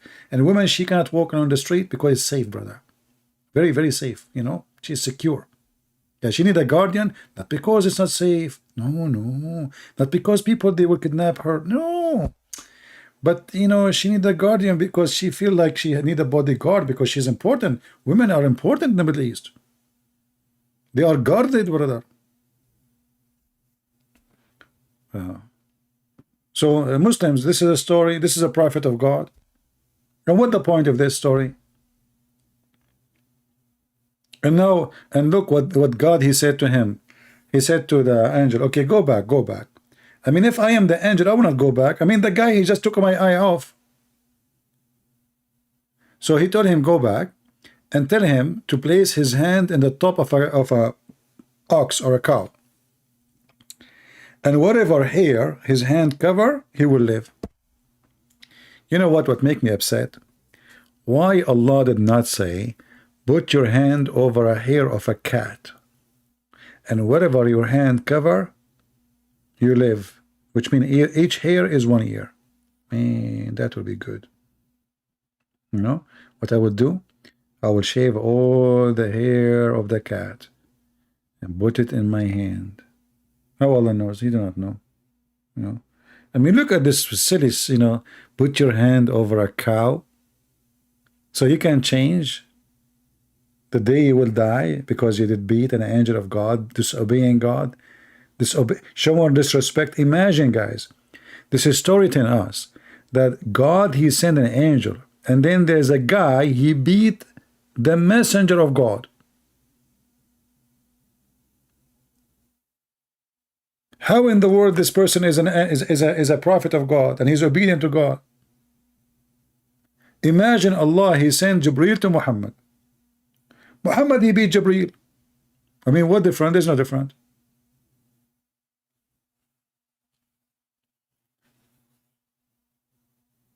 Anyway, I'm sure many of you now are going to like Islam very much. Actually, today I met a person. He did not know who I am, you know, and he started telling me, he's a nice guy, and he said, you have an accent, you know. He just, you know, met, you have an accent, you know, and yeah, like, you know, we're talking where, and then he says, you know, I speak. In the beginning, he thought maybe I'm a Muslim, something like that. But then he said, are you, I know I'm Christian. You know, everything he said almost wrong, you know, almost. He's a good guy, but he did not know much. And he said, you know, if you have any question about this religion, ask me, I will help you. I said, well, I'm learning, just tell me more, I'm listening.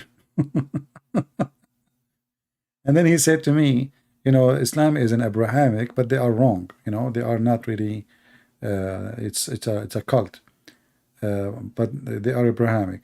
I said, why they are Abrahamic? How you know they are Abrahamic? He said, oh, the Abraham is in the Quran. I said, is Jehovah's Witnesses Abrahamic? He said, what? I said, is Jehovah's Witnesses Abrahamic? He said, no. I said, is Mormon Abrahamic? He said, no. I said, they have Abraham too. Anyway, this guy, he have no idea he's talking to who. Yeah, and later, like 5 minutes after, he shut up and he decided to listen, and he noticed that he have no idea he is speaking about what. And then his wife, she came and she need to leave, and he don't want to leave actually. He want to stay and he want to learn more. And he said, by the way, you said to me, I'm learning from you, I'm listening. You were making a mockery of me, weren't you?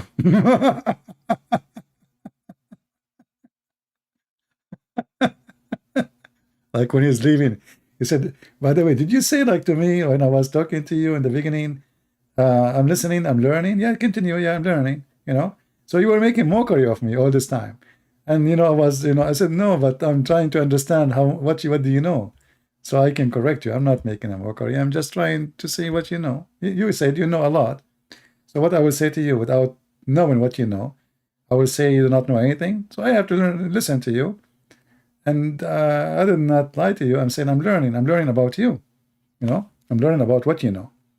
He said, you are right, you know, but, you know, and you speak Arabic, right? I said, yeah. He said to me, then I'm learning too.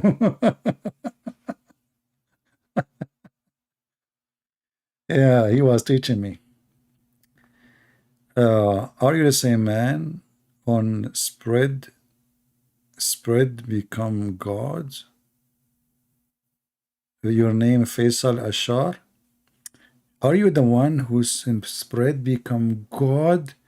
Hey, my friend, I am the Shin who become the Shin God. Have you ever heard of a God is a Shin? And what's wrong with you Muslims? You don't accept Jesus because he's a man. You accept God because he's a Shin? How the Shin become a God? Is it a holy Shin? I mean, just to change one letter at the end, you will have an unpleasant name. You know what I mean?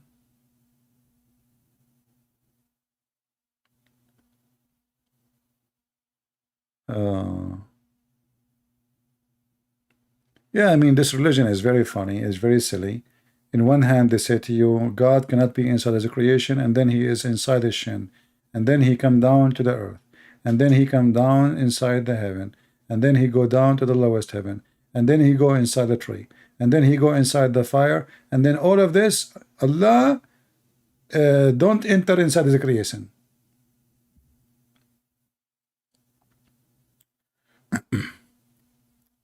Do we have any Muhammadan want to say something useful? Beside Musa's, he did, you know, and you know, Muhammad, he have tons of tales, by the way. Like the story of Musa's testicles. This is my favorite story. Because, you know, like once upon the time, I was living in a village and I was very shy. And I don't take a shower in front of people. I'm very shy by nature. You know, as you see, I don't open a camera because I don't want anyone to see any of those things, you know. So anyway, and then some bad people, they start making rumors that he have a problem there, here, you know. I'm not going to say where, you know. So Allah, he heard them because Allah, he can hear the gossip. Allah hear all gossip, you know. You cannot hide it from Allah.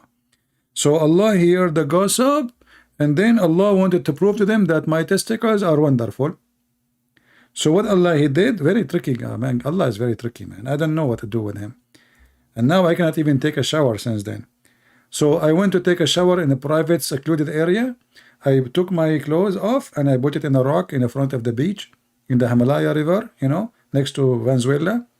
You know, it's like, you know, you are in Africa now, you know, Venezuela. And then I put my rock, you know, my clothes in the rock. And then when I put the clothes in the rock start running.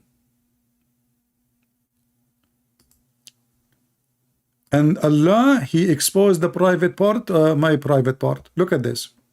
Abu Huraira reported that Moses was a modest person who was never seen naked, and Banu Israel, the children of Israel, said, he's afraid to expose his private part because he have a sexual disease, Allahu Alam, you know, and he is having obviously a scrotal hernia. Yeah, hernia is like the cousin or Harun Yahya. Yeah. And then one day, brother, he took a bath in the water. He took a bath in the water. Looked like at that time people, they take a bath in the water, and some people take bath with urine. And then and place his garment upon the stone, brother. The stone began to move quickly, and he followed the stone, and he struck it. Wait, what happened? And somebody ate the story. Hear the story. This is not the whole story. Look, here the story is better. And the stone decided to move. Look, what the heck? This is the story here is better. Hold on. When they are staying, the stone start moving. The stone start running. What moving? Okay. Look here, look. Okay. And when he had finished his bath, he moved toward his clothes as it to take them, and the stone took the clothes and fled. I love this part. I mean, this is how action movies should be. So the guy now, he took a bath, you know, which is something normal you do, and you know, it's shampoo, not shampoo. You know, in Arab, you know, Middle Eastern, we say shampoo. So shampoo, halibu, you know, whatever stuff, you know, put it in your head, etc., to clean yourself. And then now he's done. So he want to go to his clothes, which he put it in the top of the rock, his wallet, iPhone, all stuff. And then the rock, look, the rock, the stone took his clothes and fled. And Moses picked up his stick and run after it. Look, Moses, see, he's naked now, but he will never leave his stick behind. Period. I mean, now you are naked, and now Moses is worried about this, about the stick, magical stick. You remember, this is a stick; he can do things with it. You know, a lot of stuff. So Moses will not leave this stick. You know, even he's naked now. So he took the stick, brother, and he. But look, Moses, the story, Muhammad did not mention like Moses. He was astonished or like. As if nothing happened. He just saw the rock is running with his clothes. He chased the rock and he started saying to the rock, "Stop, rock, my clothes! Stop, rock, my clothes!" It looked like at that time, rocks, they used to do theft. Because if you read the story here, and he kept chasing the rock, screaming, saying, "My garment, oh stone, give me my garment." You know, at that time they speak to stones.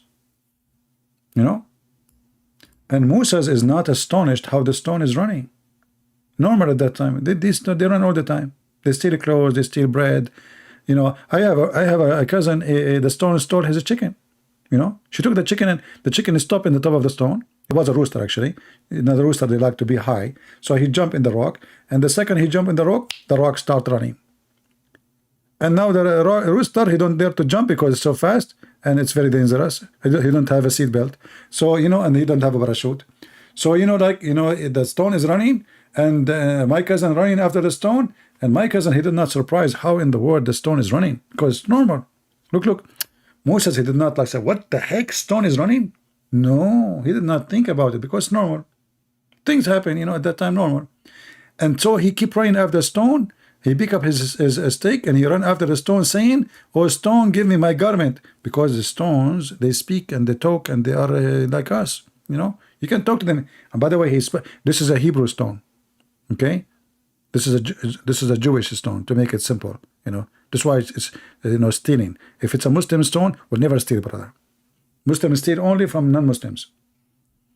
Okay, and then here, oh stone, give me my garment, till reach a group of Bani Israel who saw him naked, and they found that he have the best private part Allah created. You should see the women, man. The women, they look at Moses, oh boy, what the heck is that? What Moses he have there? Is that a Scud missile? Is that a hyposcanic missiles? What the heck is that? And then all the Jews, they agree, this is the best penis Allah ever created. And you should see, like Moses, he is so proud now, looking down at between his legs. Yeah, look, yeah, see? Finally, Allah proved it to you. Look how beautiful it is. Look at this.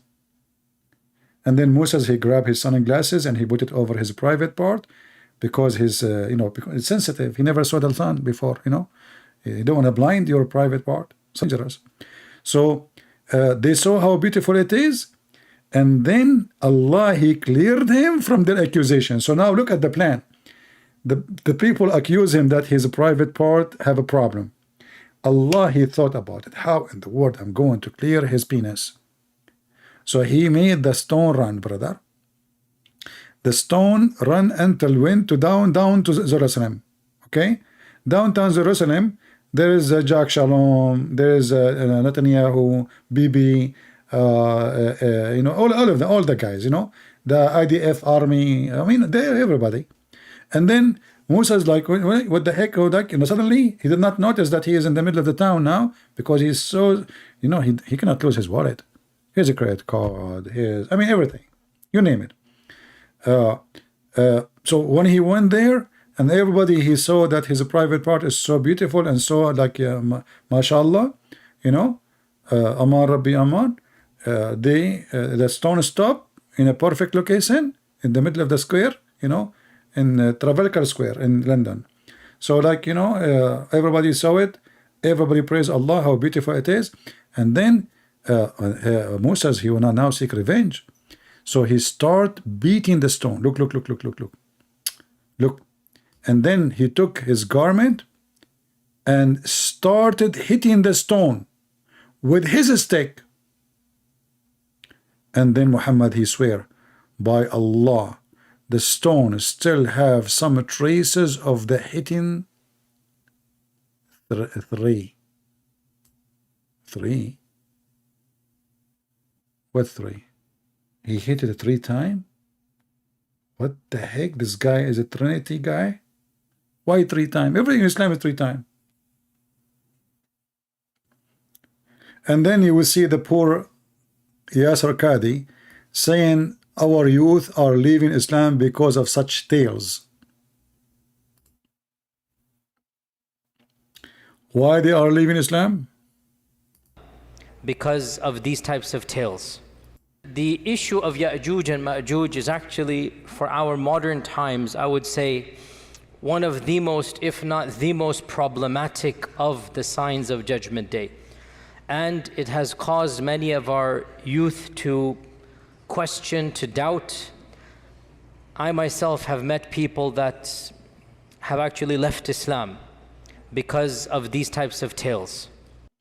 Did this guy, he just say the truth that he's a prophet, is fairy tale storyteller, and he is he's a fraud? And a banana, this is comedy? Because I hate it when somebody disrespect the words of Prophet Muhammad. I hate it. What comedy? This is a true story. Show respect, my friend. Do you want this to happen to you?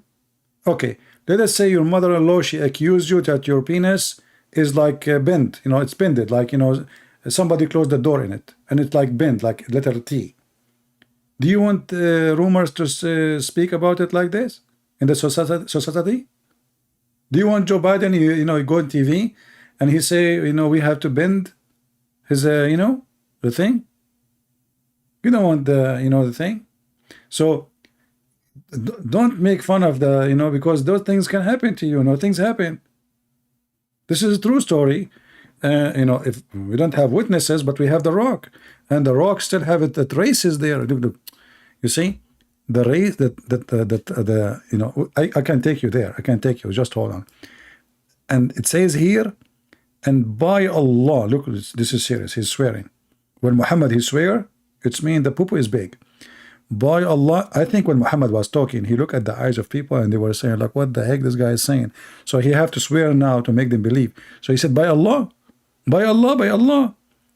The stone still has some traces of the hitting 3, 4, or 5 marks. Look, oh Muhammad, look at the decency. Muhammad is not sure.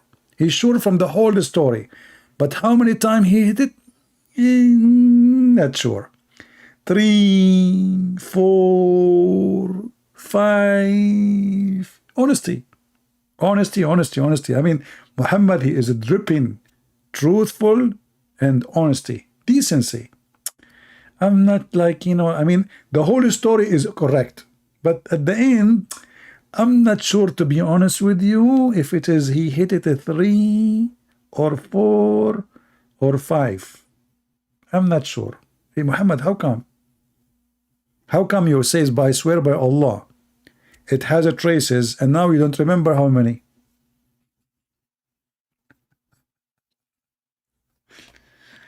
So come on. Like if you make fun of somebody, do you know that Allah will punish you? I will tell you a true story. Once there is a guy, he made fun of me because of my look. Do you know what happened to him? Second day, Allah, he made him wake up in the morning. He went to the mirror. He found himself look like me. The guy, he was saying, no, please, no way, unbelievable. Unbelievable, man. Don't do that. And a banana? Do you want Allah to make you wake up in the morning, you find yourself like a banana? Don't do that, man. I mean, come on. Your name is already a banana. I mean, that's messed up. Make it a zucchini,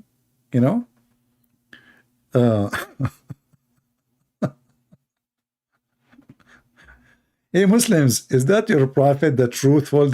And this is Sahih Bukhari, by the way. This is true story, Sahih Bukhari, look. And look, just to make it more clear, the proof that this story is true, look at the number. 3404. Music. Look. If it's different number, by the way, I might say the story not convincing. But when you look at such a number, 3404, what a music. It's like harmony. It's like magical. 3404. So beautiful. So beautiful. And who can say that Muhammad is a liar? Nobody. Does the stone have engine or wheel? My friend, first of all, this is a stone from Israel. And everybody knows that Israeli stuff is different from different stuff. Just face it. I will convince you in better way. The Israeli, they have now weapon work by laser. Do laser have engine and wheels?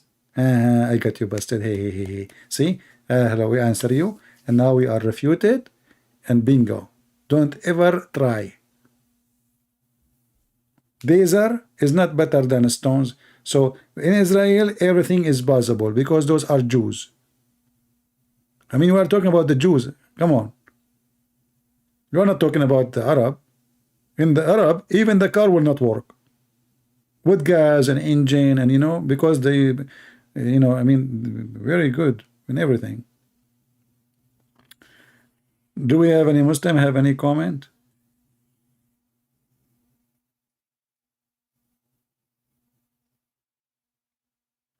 Man, you go in the Middle East, you will see a lot of hitting the mark of sticks and stones.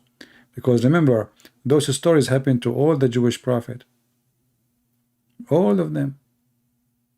The Jewish accused them that they have a bad private part. He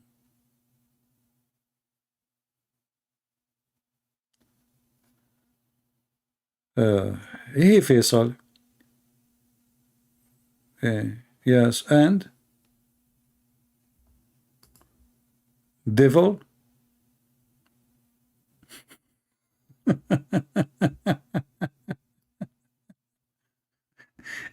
The funny about the Muslims, you show them all the purpose they have in their garbage. And then they say to you, okay, let me post for you a verse. But what does verse have to do with our topic? Let us say, for the sake of argument, there is something there you don't like. Is that how you refute your stupid prophet and lies? And actually, the verses you are quoting for us, showing us how truthful the Jewish are, because they speak against themselves. If the Jewish are corrupt in their book, why the Jewish, they will say that God, he is very angry from themselves. Muslims, I feel sorry for you. The stone is running, and you cannot run.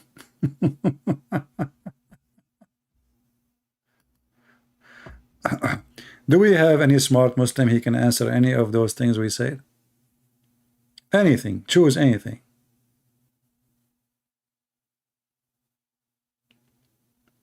And the funny, by the way, Fasula, your prophet, he put his hand on the Torah and the book of the Jews, and he said, I swear by thee and the one who sent thee, and I believe in thee.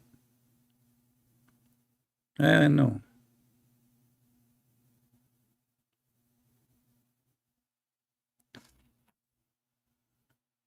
Anyway.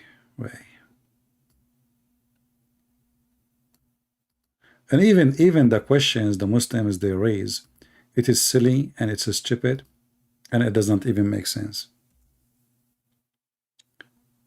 When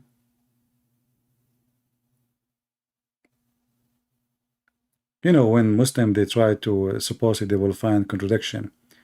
Well, God against you because you are wrong, and Satan against you when you are right.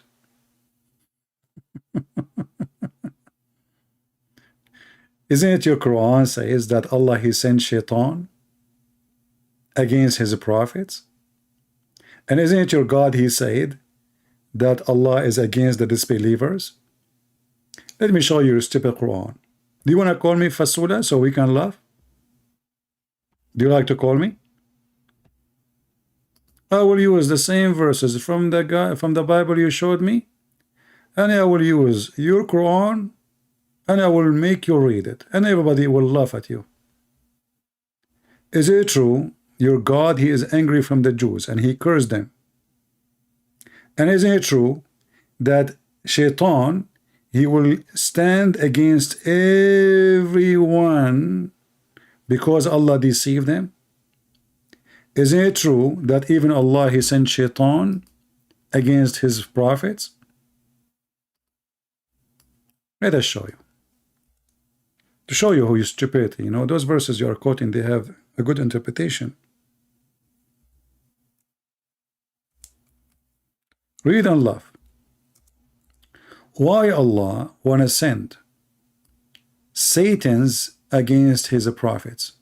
You see, it's not Satan coming against the prophets. It is Allah. He sends Satan against his prophet. all those verses speaking about Satan, supposedly Satan is a bad person, right? So how he is a bad person and yet he is working for Allah?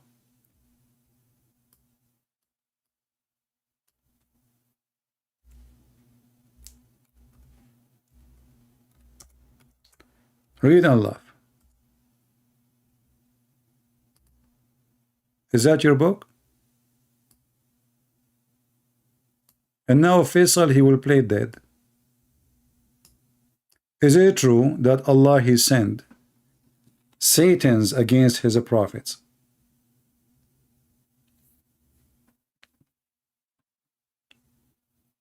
Are you there, Faisal, or you want me to block you? Don't make me talk to myself. Do you want to call me?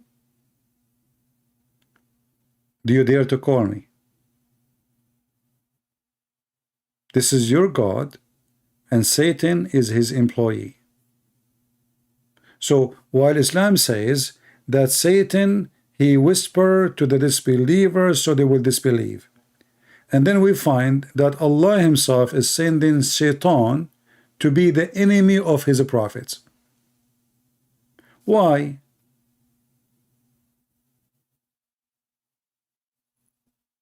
Any Muslim can tell me why Allah sending Shaitan against his prophet? He is sending Shaitan.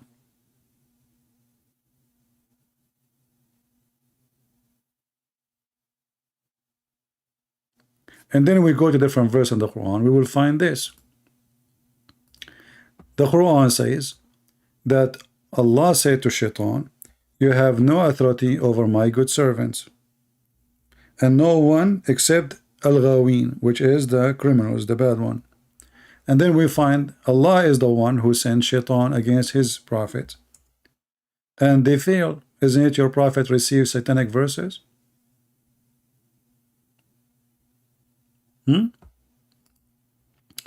Chapter 5 verse number 42. And if you go to verse number 39, it says that Shaitan was misled by Allah, was deceived by Allah. So Allah is the biggest Shaitan. Shaitan is a victim of Allah. And now Shaitan, he says, because you misled me, I'm going to mislead them. And then Allah, he said to him, you can mislead as you wish, except my true servants. Do you see it?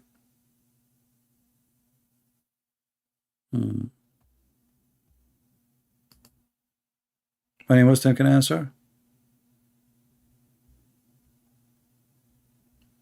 Abraham is quoting for us Ezekiel chapter 13 verse number 22. You know, let me show you Ezekiel. Here we go.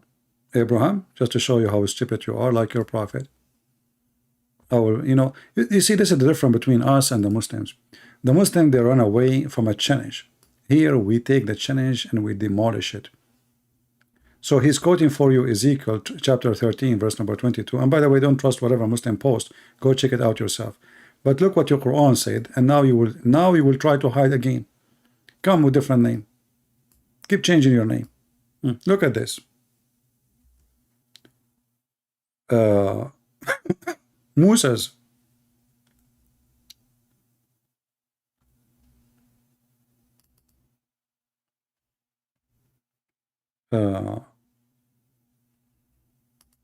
Is that your word of your God?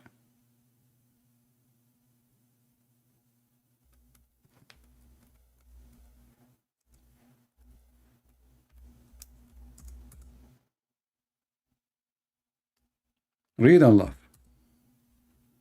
And now you will never quote Ezekiel again.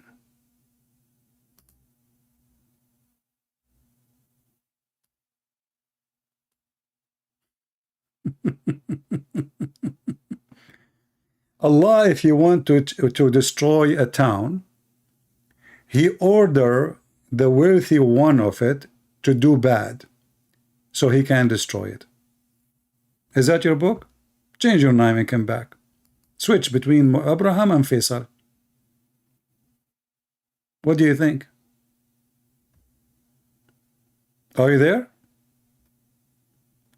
If Ezekiel is bad for you, well, then the Quran is bad for you. And by the way, translation is very funny and not accurate. So we commanded the rich ones to commit sin so we can destroy it. And remember, the Muslims, they believe everything is a destiny, which means everything you do is not even a choice. So all sin is from Allah, because there's no choice. Sin is a description for an action you do by choice. If you've been forced to, this is not a sin. This is not a sin. Sin only if you do it by your own will. If somebody forced somebody to shoot somebody, like let's say someone put a gun in your head, says shoot him or I will shoot you. Yes, you killed the person, but you have been forced to. It's not you really who killed him. It was the other guy. Allah is the source of all sin.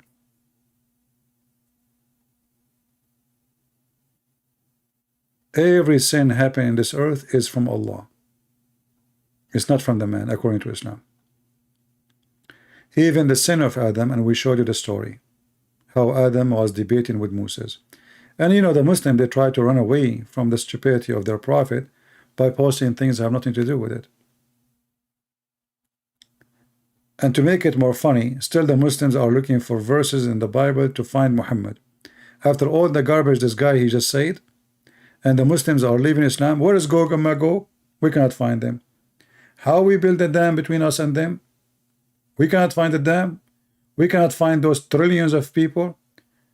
We have satellite covering all the earth. We could not find one of them.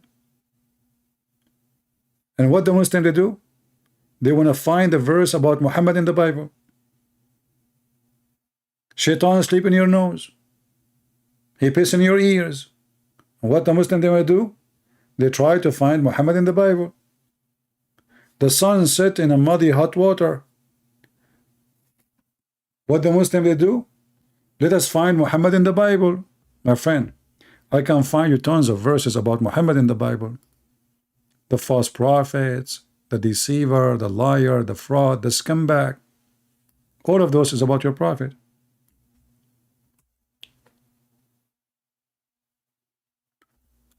Hey prophet, did the Quran say the sun set in murky water? No, brother, no. The Quran says that this is from the perspective of Zulkarnain, brother. Hey, hold on, but isn't it this is your prophet explaining the verse? Yeah, no, the prophet, he, you know, like this verse here, okay, let me read it for you. I was sitting behind Messenger of Allah, and who riding donkey while the sun was setting? He asked, do you know where this is set? I replied, Allah and His Apostle knows best. He said, it's set in a spring of warm water, Hamia. Okay, what's wrong? You just told me that the sun setting from the perspective of Zulkarnain. Yes, it's from the perspective of the Quran. It's not true. Okay, but did you see what your prophet just said? Well, the prophet did not say that. Okay, let's read again. I was sitting behind the Messenger of Allah, who was riding donkey while the sun setting. He asked, do you know where this is set? I replied, Allah and His Apostle knows best. He said, it's set in a spring of warm water. Okay, Christian Prince, what's wrong with that? But this is an agreement with the Quran that the sun set in murky water. No, Christian Prince, it doesn't say that, CP. Where it says that? It says here, it's set in a spring of warm water. No, listen. It says it's set in a spring of warm water. It doesn't say it's set in, what, Okay, so is it true that the sun set in a spring of... Okay, Christian Prince, let me show you a verse from the Bible. It says that Muhammad is the prophet. Wait. This is a prophet who said that the sun set in murky water? Isn't it this is a prophecy? He claimed that he knew the unseen. He knew where the sun goes and nobody knows. And now he found that the sun set in murky water. First of all, Christian Prince, this is Sahih, this is Da'if hadith. This is Da'if. You know, it says here Sahih. Look, look. Sahih. You know, not only Sahih, Sahih in chain too. That's deep. They try to escape. You know, we talk about donkey, they talk about monkey. We talk about monkey, they talk about Joe Biden. Muslims, we are showing you your stupid prophet. You know, forget about the Christians. You don't want to believe in their Bible, you don't believe in Jesus, no problem. But this is your prophet statement. What you will do with it? How he is a prophet of God?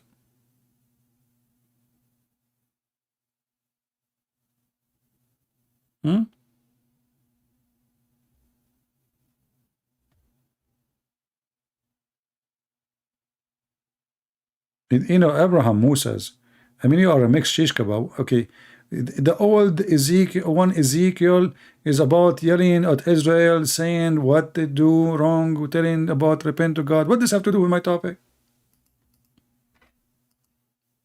Why Muhammadan cannot focus their brain for a second in the topic? How in the world this person is a prophet of God? I mean, since 2 hours until now, we are just quoting for you stupid story after stupid story.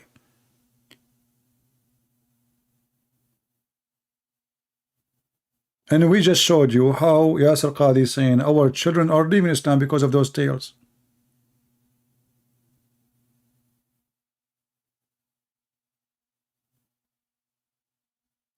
So how a Muslim can answer us? There is no answer. They try to escape from answering about what is stupid in their religion by saying, oh, you have a stupid religion too. But that will not, if this is true, that will not make your religion not stupid. You are just confirming the stupidity of your prophet. Any Abdul?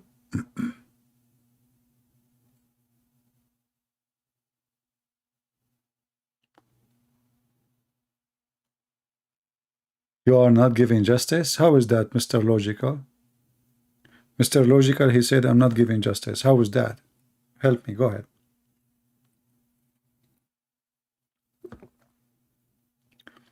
What justice mean? Not giving justice. I'm showing reference. I'm showing the numbers of reference.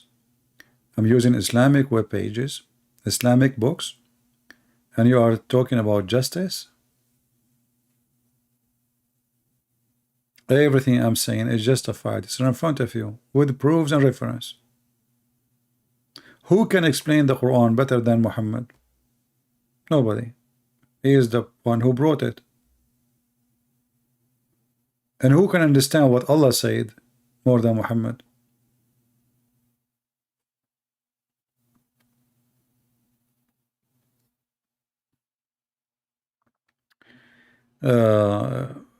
You know, give him a chance to change his name.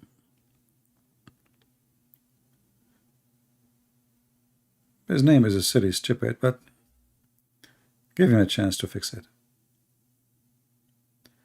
Any Muslim can answer? I'm giving fake hadith. Okay, here we go. So logical. Look how logical he is. I'm showing the website, the Muslim website.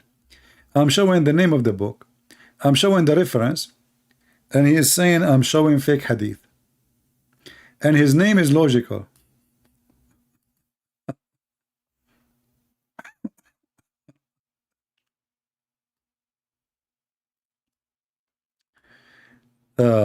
I think you should have changed your name to something else.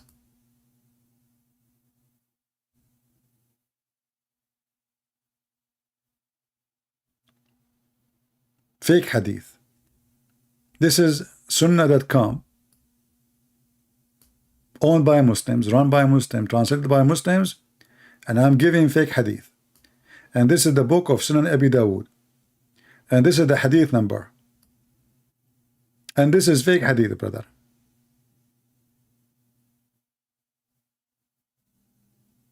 Okay. This is exactly why Muslims leave Islam, because you know they don't find any decent Muslim. He dare to say the truth. You see, when somebody come to me and say, well, you know, the God of the Bible, he stopped the sun, I don't deny it. I say, yes, it says that. I do not need to make fiction stories and duct tape and hey, God, he is almighty, he can do whatever he wants. How this is impossible? This is nothing impossible for God. He can stop time, he can stop the whole universe, he can freeze the whole earth, and we do not know for millions of years if you want. He's God. We as a Christians, when there is somebody he bring an issue, we don't duct tape the issue. We believe in it. You Muslim, you duct tape because you're ashamed of it. You see, true believers will not duct tape. Is that correct, people? True believers will not duct tape. This is what it says. I believe in it. I don't care if you agree or not. You Muslims, because you know that your religion is a shameful cult, you love to duct tape. You think by duct tape you can fix it, but the hole is there. There's a big holes in the narrative.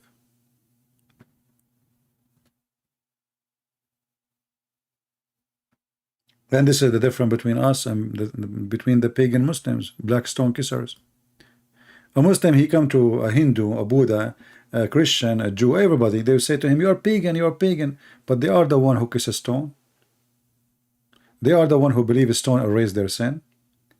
They are the one who go around a stone. And they are the one who pray in the direction of a stone. All your religion is based on a stone. And then they claim that they are not pagan.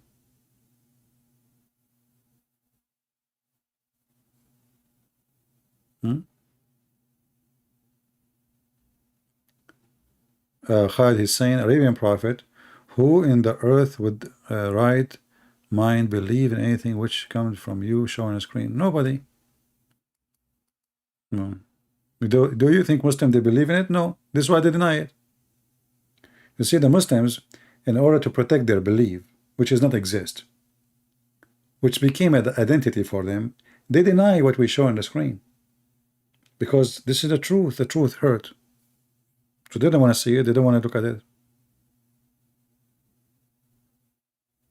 The stone is running. The guy go, he burned Abraham. Gog and Magog. David, Solomon, he have a flying carpet, can take millions of soldiers. Can carry, have 650,000 chairs in the top of a flying carpet, and all his army. And his army is from Jerusalem all the way to the end of Iraq. This is the army of Suleiman. All of them in the top of the corner of his roof, which is in the top of the flying carpet.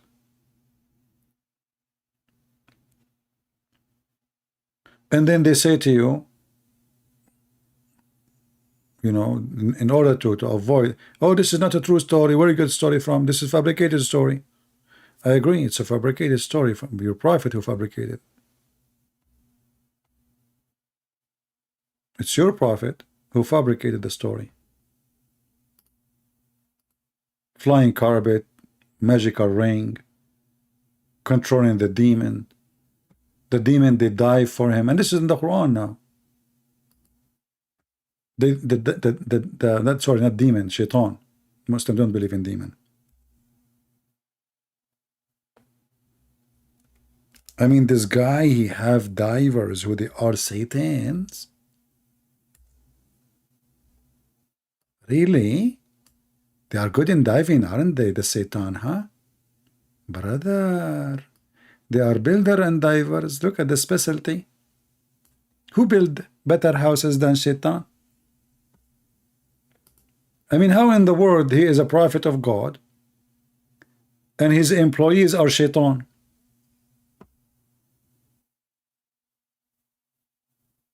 This is the book of God. Shaitans are divers.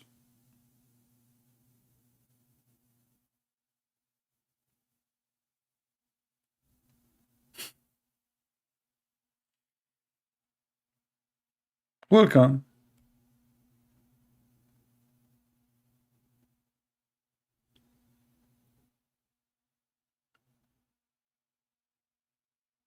You know, I wondering. In the other day, once I went to the beach, long time ago, brother. I saw a beautiful girl. She was doing Scooby Doo. What call it? Scooby Doo. What they call it? What they call it? Scooby, Scooby Dooby Doo Doo, Scooby Doo, Scooby Doo. You know what they call it? What they call it? Scuba diving, scuba diving. Sorry, not Scooby Doo. Scooby Doo is dog, the dog. Come on, cartoon. Yeah, Alhamdulillah. So she was doing Scooby Doo. She was wearing a bikini. You know, haram bikini, halal bikini, burkini. And now I noticed she was a shaitan. That's why she have weird, like, she came from the water and she have something coming from her mouth, like a pipe, and there she have a glasses or something, and then her legs, you should see her legs. Man, she look like a frog. She have something in her foot, in her feet, and like one brum, brum, brum, brum, brum, brum, brum, brum. And I was looking, and then I said, she is beautiful. A'udhu billah, I'm not going to look more because, I will get tempted because she is beautiful shaitan.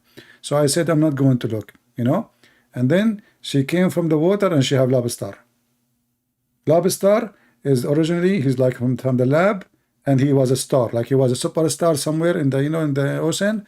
And then he was like in the lab because she is hugging him in her lap, She have a big lap, unbelievable, And the boobs, boom, the boobs is like boom, boom. So she put the lobster, who is from the in her lap, and he is a star, and she is carrying him. And then she's shaitan, and then I asked her, you work for who? She said, I work for Solomon. Okay?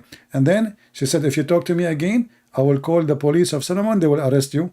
Okay? I said, well, I'm not, I just asked a legitimate question. I want to know, you work for who? Do you have a license to do a Scooby-Doo fishing here? And then she said to me, Allah knows best. So I said, okay, so now you are saying you do not know if you have a fishing license or not? And the answer is, Allah knows best, I'm going to call the police. She said, you cannot call the police because I am the police. And then, she said to me, put your hand behind the, I said, no, I cannot put my hand behind, What about I put them in front, So like the story is very long. I'm not going to tell you the whole story because this is a true story, What the heck is that? And the Muslims are talking about, and the guy, his name is logical. His name is logical. Shaitan died for him.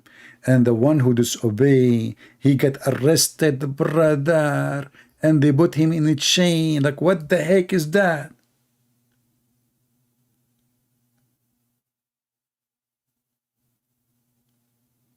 Hard labor. You disobey Solomon, he put you in chain. If you don't work good, he put you in chain, okay? Like you stay 10 days in chain for punish it for you. And there is no hummus for you. Put him in chain and there is no hummus. And not only that, the stories like, go crazy more, especially when Solomon, he found that the general, the command general of his chicken army is missing. That story alone is different story, different level of satisfaction, Look, this is chapter 27, verse number 20. And another occasion, Solomon inspected the birds, army of chickens. And he said, why I don't see the hippo? Now you might ask yourself, maybe he have some chickens. No, those are army. Look, read carefully. Verse number 17, chapter 27. Host of the jinn and the human and birds were marched for Solomon. They are his army. Chicken. And then Yasser Qadi, he is saying, people don't believe and they are leaving Islam. I don't know, what are you talking about, man? This is a very true story. Actually, I saw the chicken army. I saw it with my own eyes. This is not a lie.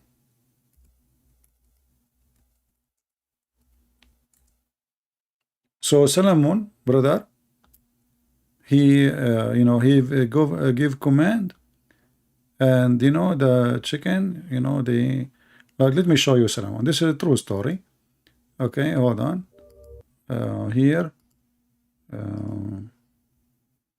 I'm sure now the kuffar, the Christians, they will get jealous because this is a true story. And here we go. This is Sulaiman, brother, when he was young. This is when he was young, So this is his army, and now he is, Chickens. look, Allahu Akbar, and the chicken is coming, and he is holding the sword. Let me show you. Hold on, the screen is black. Okay. So this is Solomon, and now he have like a billion chicken behind him, and like he's okay, takbir, Allahu Akbar, takbir, jihad, Allahu Akbar, shahada, and he have a sword in his hand. You see the sword, okay? So he go to do invasion, and then that he give command. Look, Allahu Akbar, wow, endless numbers of chicken, takbir. Wow, look at this. They are following him, and now they are occupying in the other area. So, brother, those are true stories. If you have a suspicion that this is not true, never listen to the Christians. We got them busted. This is really true, and it's proven to be scientifically. Don't listen to them. Yeah. But, people, they say things, it's really not true. This is a true story. So Suleiman, he have an army of birds, an army of a genie, an army of a human. And just think about it. How many of us wish to have army of a chicken? Just think about it. Just think about it for a second. Be honest with yourself. All of us, we wish to have an army of a chicken. Your mother-in-law, she come to visit you, you order all the rooster to attack her. Pop, pop, pop, pop, pop, pop. She will never come back to you again. And then the Muslim, he speak about logic, and he speak about God. How God can be a man? Yeah. How God can be a man? Because he's God, he can be whatever he want. Now tell me, how did Solomon, he have an army of a chicken? And he was invading who with him, with them? Did you hear Yasser Qadi in the previous video? He said that Allah, he will send an army of camels, or they are flying camels. Did you hear it? When he spoke about Gog and Magog? So Allah, he will send an army of flying camels. So it's not a flying horses only now. We have a flying camels, who they will grab those Gog and Magog, and they will throw them in the sea, brother. In Islam, even camels, they fly. This reminds me of my cousin. He was doing hunting with my other cousin, Abdul. And then the first Abdul, he said to the second Abdul, he said, do you see that goat under the tree? The other Abdul, he said to him, this is not a goat, this is a bird. The first Abdul, he said to the second Abdul, you stupid, this is the goat. The second Abdul, he said to the first Abdul, listen carefully, you want to bet that this is a bird, not a goat? He said, okay, we will bet. He said, okay, we will shoot at it. If it does a fly, it's a bird. If it doesn't, it's a goat. He said, okay. So they shot at it, and then it fly. So the second Abdul, he said, see, I told you it's a bird. The first Abdul, he said to him, it's a bird, it's a goat, even if it does a fly. And this is the Muslim logic. Even if it does a fly, it is a goat. It is not a bird.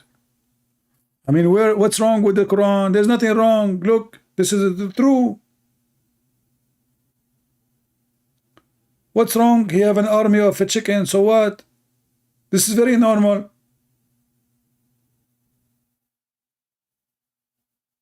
Flying carpet, so, and not only that, Allah, he taught Suleiman the language of the birds, but yet Suleiman, he can understand the ants.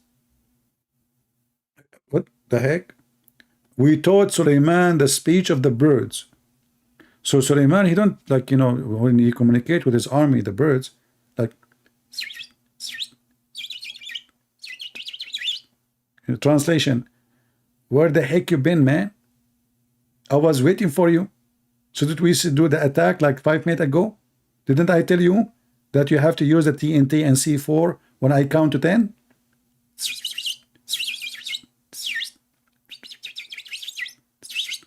Oh, okay. So you are saying that the battery is you know, is it that will not work? Why you did not charge the battery before we do the thing? You know the thing. So the guy, he been taught the language of the birds, and then he walk in the valley of the ants. This is the name of the chapter. The ants. Look. The name of the chapter is the ants. He walked in the valley of the ant, and one of the ants, she said to the other ants, hide, otherwise Suleiman will crush you.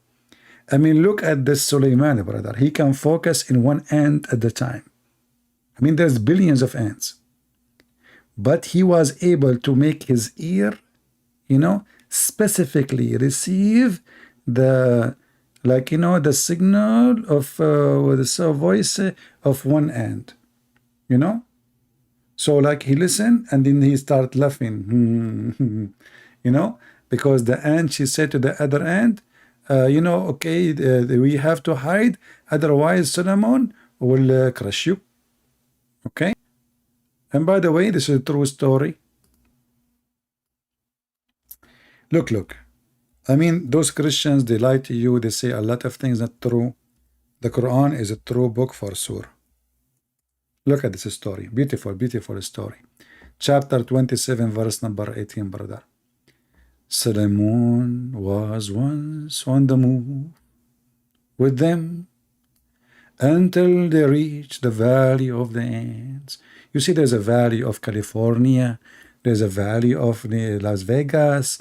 There's a valley, but there's a valley of ants, very well known. There's nobody there except ants.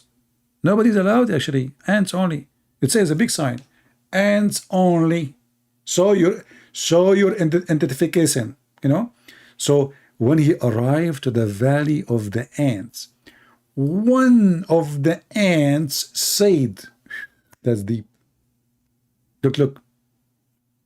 Allah is focusing in one of the ant. He wrote down, one of the ants said, write it. This is very cute. Write it. I'm going to put it in TikTok. You know, Allah is making a short video for TikTok. So one of the ants said, "Oh ants." You see, notice here, by the way, the ant, she did not say ants. She said, "Oh ants." Do you know why it says "Oh ants"? Like, you know the song. It says, "Oh mommy, mommy blue, oh mommy blue." This is the same, because it's like, it became like more attention, like, you know, tension, you know, in French, you know, tension bardatino in Italian. So here, oh, ant, like, oh, what the heck, like, oh, what? So, oh, ants, get into your holes. Which holes? Shame on you. Show respect. What do you mean holes? Do you mean holes in the narrative or holes? Unbelievable. Dirty language. I cannot believe it. So, oh, ants, get in your holes, lest Solomon and his host crush you. What is killing me in the story, not how stupid the story, but how in the world she knew that his name is Solomon, brother. I mean, she is an ant in the valley of the ant. We got it. How in the world she was able to know that his name is Solomon? Any Muslim?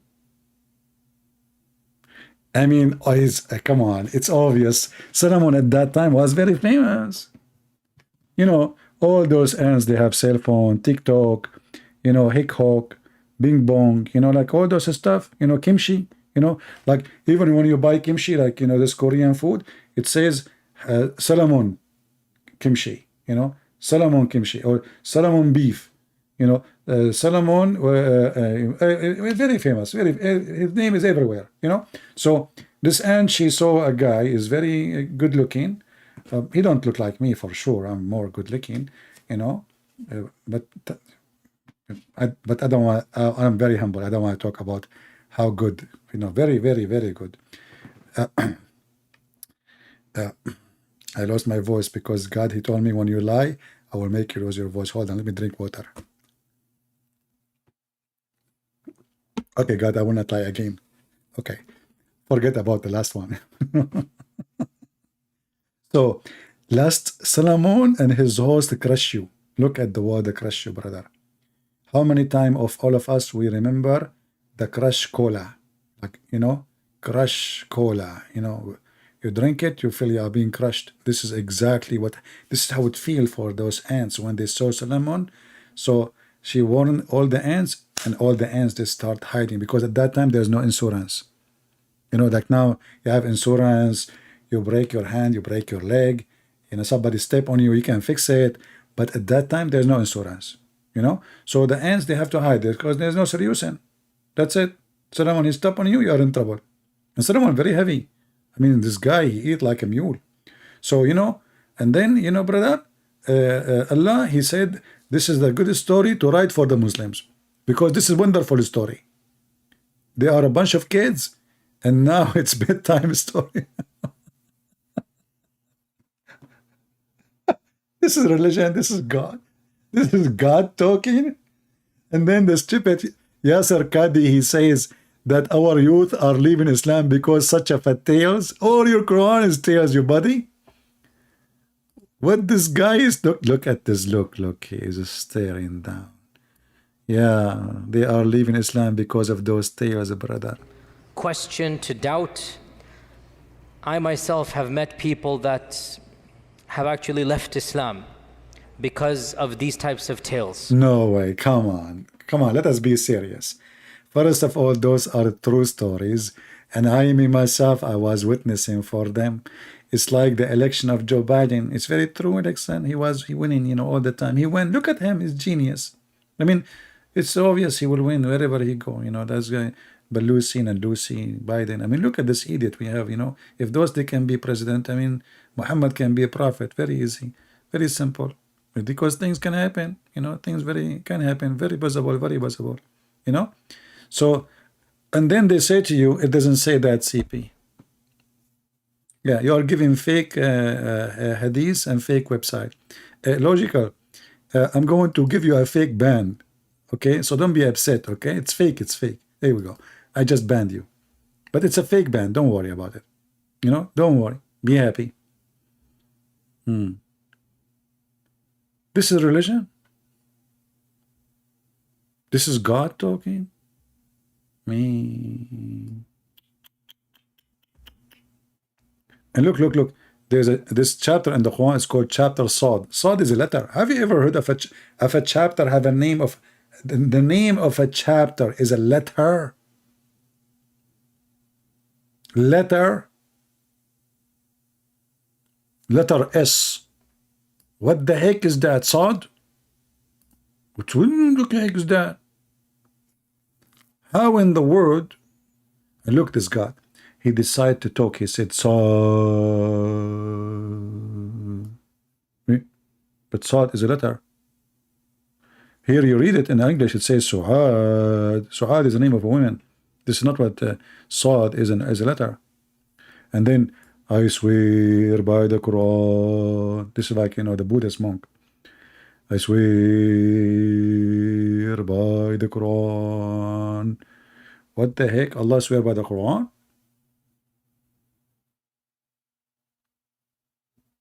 What the heck is that? This God is swear by the Quran. What? You Muslims, I'm getting dizzy, seriously. Sad. And I swear by the... Hold on, I have to focus more. I'm losing my focus lately because, you know, since I heard that the Muslim, they get married to watermelon, I cannot, you know, because I ate a lot of watermelon. So it come to me from my time to time, like what I did to myself. I was eating watermelon. And Muslim, what they do, they make a hole in it and they what? What the heck? I don't want to think about it. Please, please, please. I now I have like I need to see a doctor since then. You know, I'm under a lot of stress. I mean, those people, they nothing is safe from their hand, even if what am I on, brother? So I swear by the Quran, full of admiration. What the heck of this book is about? Someone is crazy making it. Any Muslim? What is the heck is this? We would not even start yet.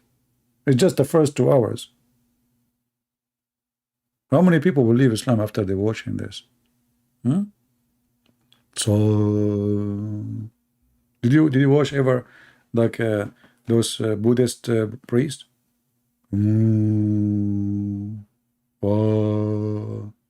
Allah, you know. So I swear. Well, why Allah he swear? How Allah he swear? And how? What the heck? What the heck swear mean? And Allah swearing to who? Do we have a boss? I mean, I swear to God because He have authority over me. Allah swearing to whom? This religion is really crazy, man.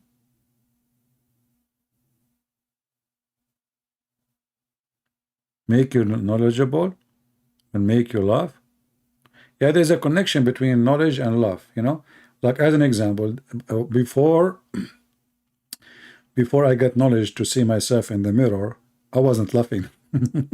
The second I saw myself in the mirror, I start laughing. So I got your point now. When you said, I got knowledge and I laugh. You got a point, sister, brother. Sorry, are you sister or brother? No problem. Whatever you have. So yeah, like I have no knowledge. Then I got knowledge about myself. I look at the mirror and I start laughing. What the heck is that? You know. And this is why I wanted to become an atheist, because I said, no way, God, He created this, you know. Yeah, true story.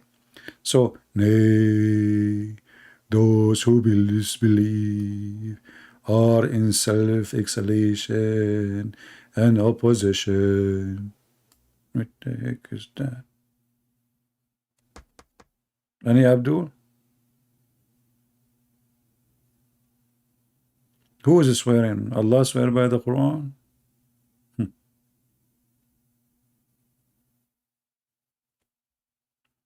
Very well. Any Muslim have an objection?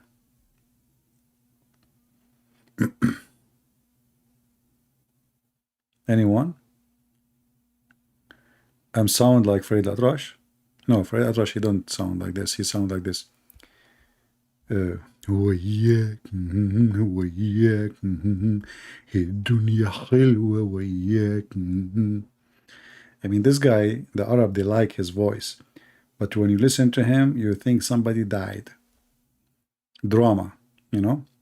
فوق غصنك يعلمون العطف بيدم العيون. What the heck is that? And the Arab, they are dancing. Why? I have no idea. Anyway. So do we have any Muslim here? Where is the Muslims? Any Muslim have an objection? He agree, disagree. What the heck is that? Anyone knows this guy, Farid Atrash? The funny is, his last name is Deaf, and he is a singer. I mean, Middle East is full of stuff, by the way. You know, like we are really something. Like the guy, his last name is Deaf, and he is a singer. How no wonder he don't hear himself. Okay. Any Abdul?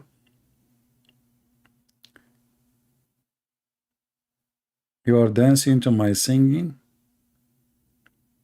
I don't think you are dancing to my singing. You are dancing because we were talking about the ants, and there's an ant in your pant. Think about it. Imagine those ants who really bite. I mean, there's some ants, they are so small, but when they bite you, unbelievable, you know? So, like, you are now in the valley of the ant, and you sit down somewhere, you made a mistake. And now there is an ant in your pant, and you blame me for dancing. In fact, you are dancing from pain. We got you. Any Abdul?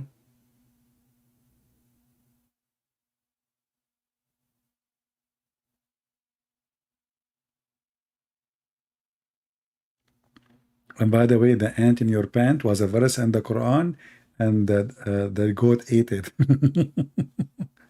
and the Quran preserved.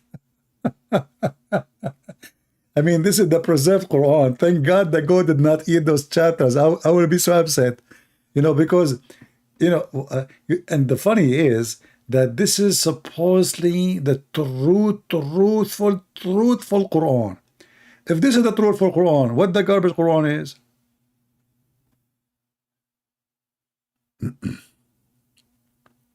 But there is a story which is really give me some emotion.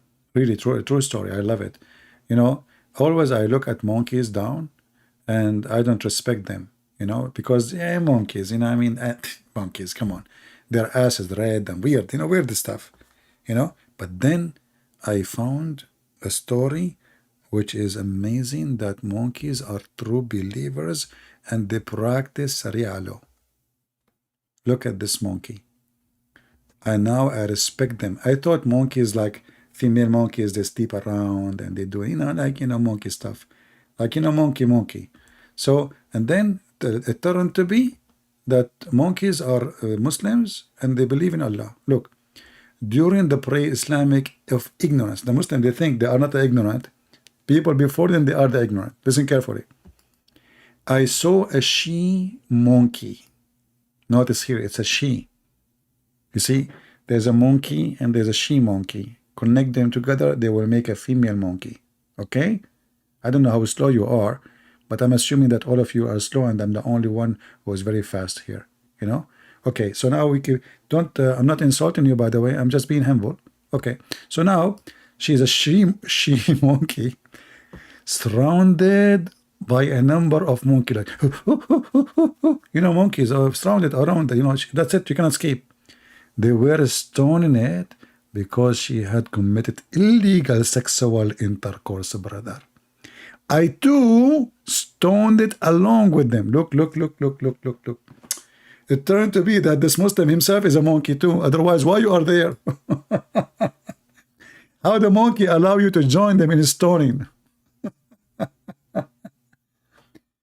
Brother, a monkey committing sexual intercourse illegally, brother. Haram. See? They are practicing the law of Allah. And they are Muslims. And actually, this is proven in the Quran. The Quran says that Allah, He gave all animals the book too, and they have Quran. Yeah. Read. Here we go, the Quran. Chapter 6, verse number 38, brother. And there is no animal that walk upon the earth, no bird that flies with 2 wings. I was worried that there is, because there's some birds, they have 3 wings. Anyway, they are general like yourself. We have not neglected anything in the book. Then to their Lord they will be gathered. So the Quran teach, the Muslim teach, that animals, they've been given Quran too. Birds. Bak. And in the judgment day, Allah will gather them for punishment.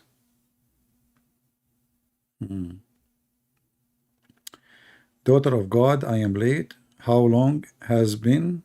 We just started. What are you talking about? We are just here. 30 seconds ago.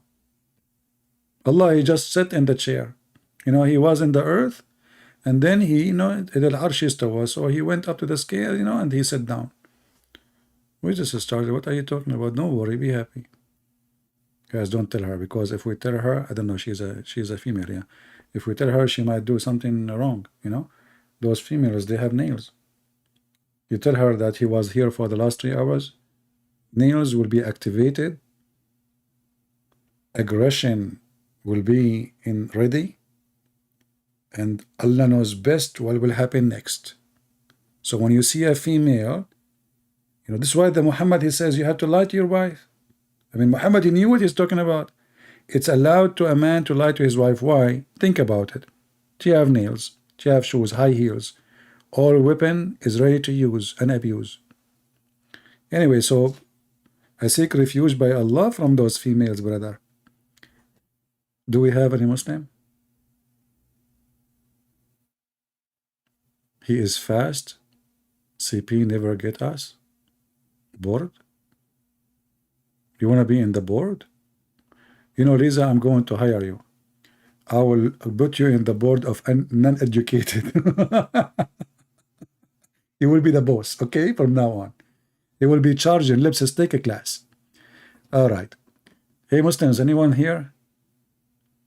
I mean, all the madness we just showed you, nobody have a comment? No Muslims haven't disagree? All what they say to me, it doesn't say that, CP. I'm going to take a bath and watch later. Help me. Punish me, the angel. My friend Dreamers, are you going to give us more information? Why don't give us the name of the shampoo you want to use, the soap, and the water? Do you have a towel? Come on, my guy. You want to go to the shower. What do you need to tell us? You want to take a bath. He want to tell us that he is clean. You see the point? You're trying to put me down because I'm an Arab. I take a shower once a year. Good luck for you. I'm very clean too. I'm very clean. Actually, I did my annual shower last shower. Good luck in your shower. Be careful to lock the door because your mother-in-law, she might show up anytime. And then bye-bye to you.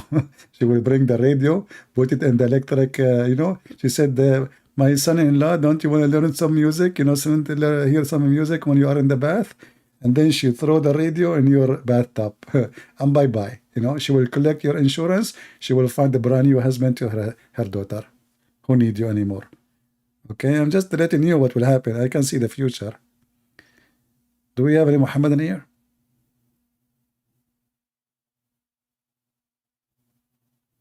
No Muhammadan, that's it?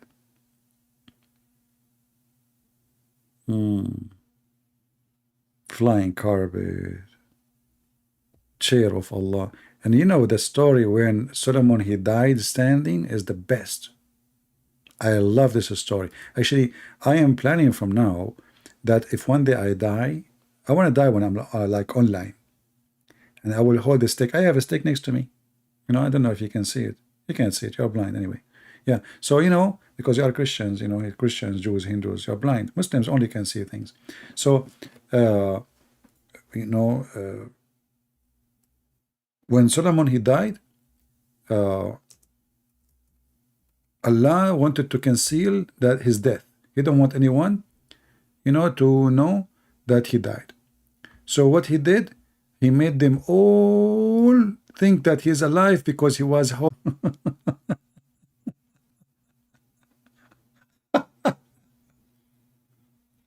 I better go. Otherwise, this is endless. The guy died standing and nobody noticed for a year. Brother, it's true story. Allah's story, a year. The guy is dead. He's a king. The army soldiers, the generals, the guy, he have 700 wives. Nobody, brother, notice that he is dead. Very normal. Very normal. Nobody notices. You don't go to the bathroom. You don't eat. You don't sleep. You don't have sex. Nobody. Normal, because he's holding a stick. And then they say to you, like, the Christianity is not logical. How God can be a man? This is not logical. Muslims are people of logic. I mean, logic is dripping wherever you go. Oh boy. Actually, Sheikh Omad, he made a video about it. You can go watch it in his channel. About how Solomon, he died standing. Very funny. Yeah. Unbelievable. Very beautiful. Very beautiful. Army chicken dying standing. Yeah.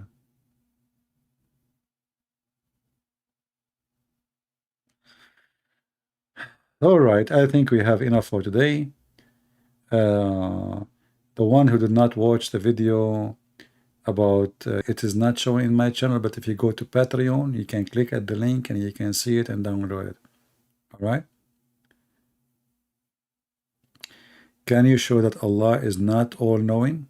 We just judge. I mean, so what we are showing you for the last 3 hours, man? I mean, all this garbage and Allah is knowing? All this garbage and Allah is knowing. All the madness we just showed you, and you are asking me to show you that Allah is not all-knowing? That's a good one. So what we were doing for the last, we were laughing and dying laughing. Botos verse? You like the Volabotas, don't you? I mean, you guys are really, do you have a dirty mind, don't you know? I mean, I'm going to tell your mom about you. Volabotos. I mean, bad boys and, you know, those kids, you cannot trust men these days. All what they want to see, I mean, from the whole Quran, you just want to see the potatoes, you know? Look, she just, you know, because this is about boobs.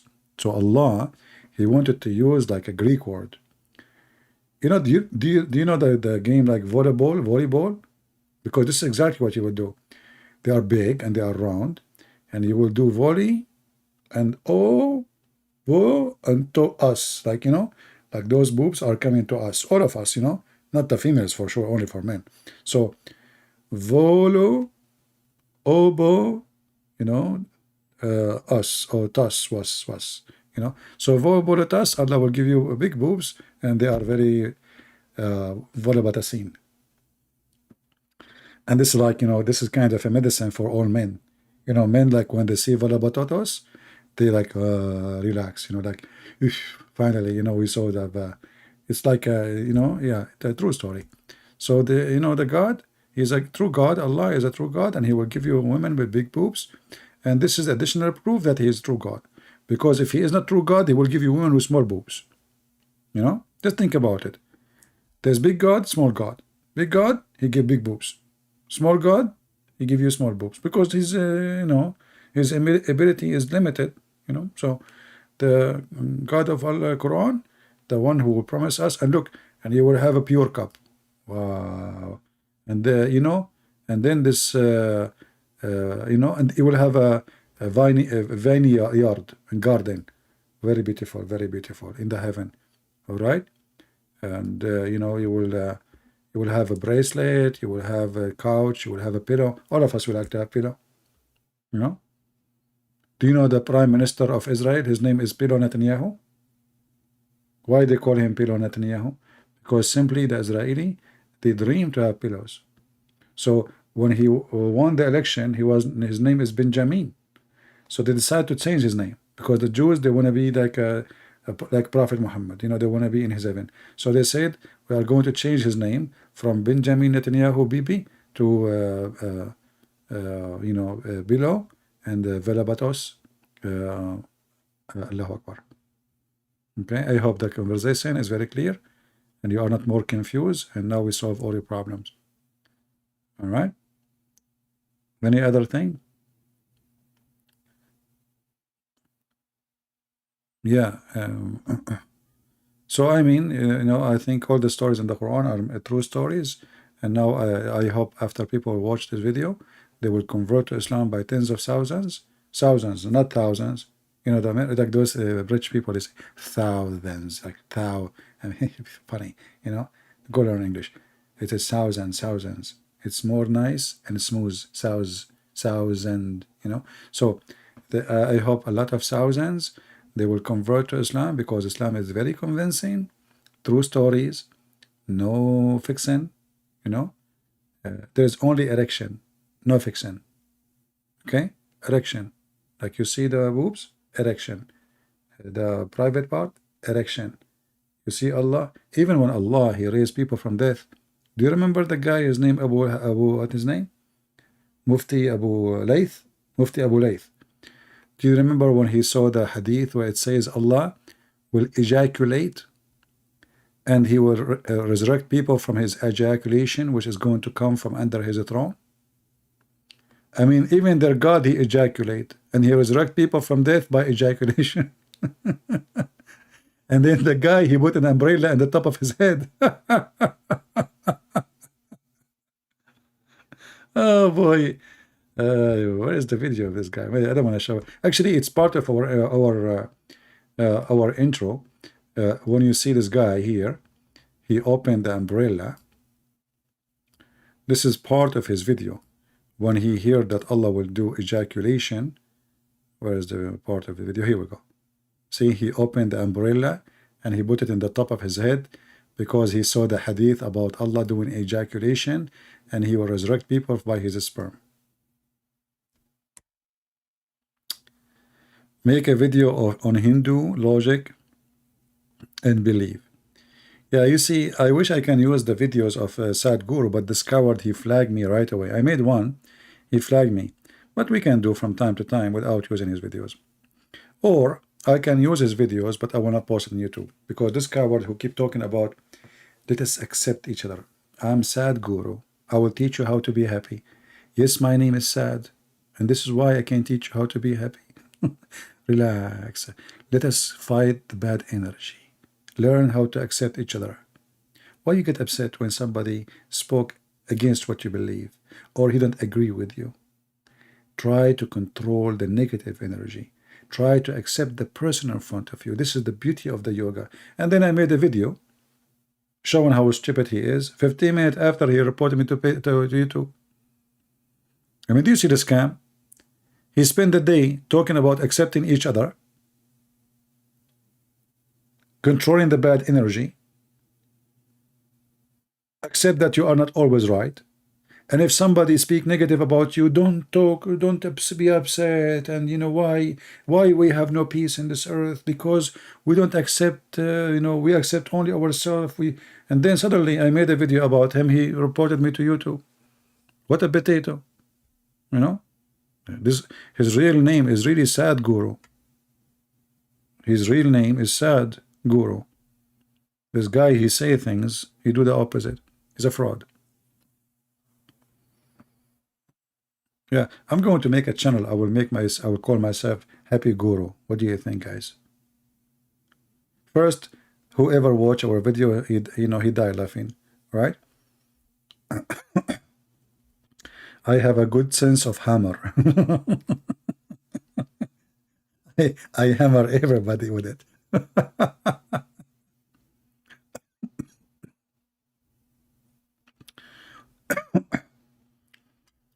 Why we can sorry.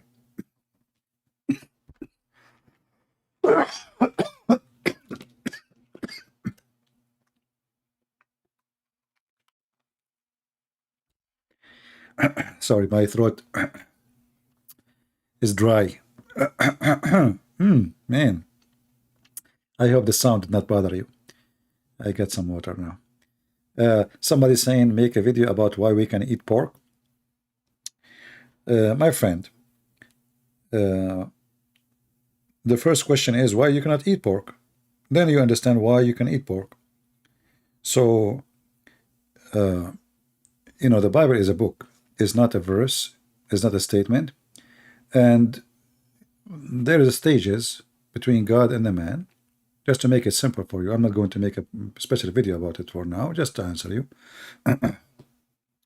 So, God in the beginning, when he created Adam and Eve, the children of Adam, they married their sisters, correct? But isn't it this is incest? Yes, it is. This is what incest is. Sex in the family. But it wasn't wrong. So what is wrong is when there is a time and there is a law connected to the time. That law, which is connected to the time, make things either lawful or unlawful. So God, he made a covenant with the children of Israel. And the children of Israel is not us. This is number one. Number two, when God, he gave the Jews orders, he gave them for their benefit fit with their time. As an example, when God, he ordered them not to work in Sabbath. Jesus, he said, Sabbath is what was made for the man, not the man was made for Sabbath, which mean the man is the important, it's not the Sabbath.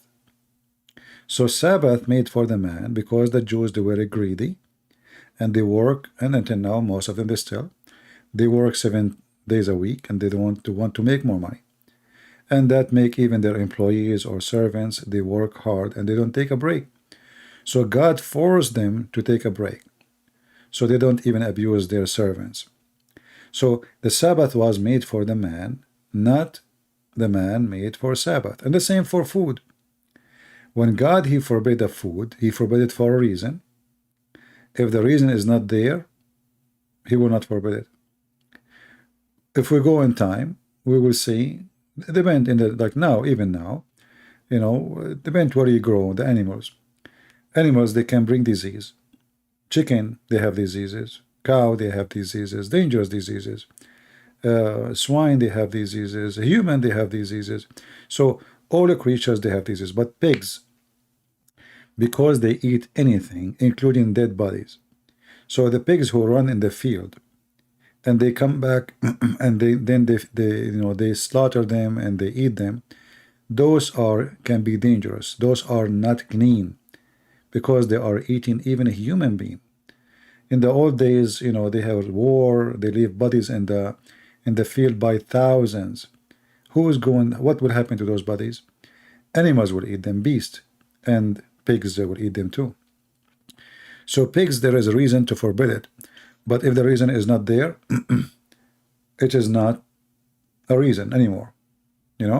So what the Bible speaks about the pork,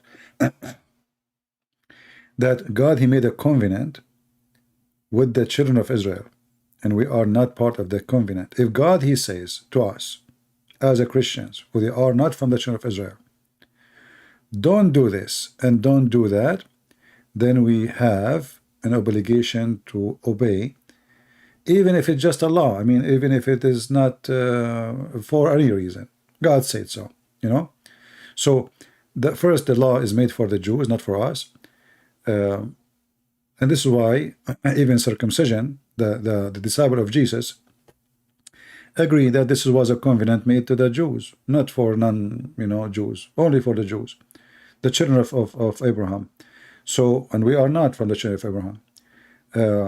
So there is a reason for everything, and Jesus said, it's not what goes inside your mouth make you dirty, but what come out from your mouth. So simply, the dirty here is about spiritual dirt, or let us say, you are not pure enough to practice your religion because of food.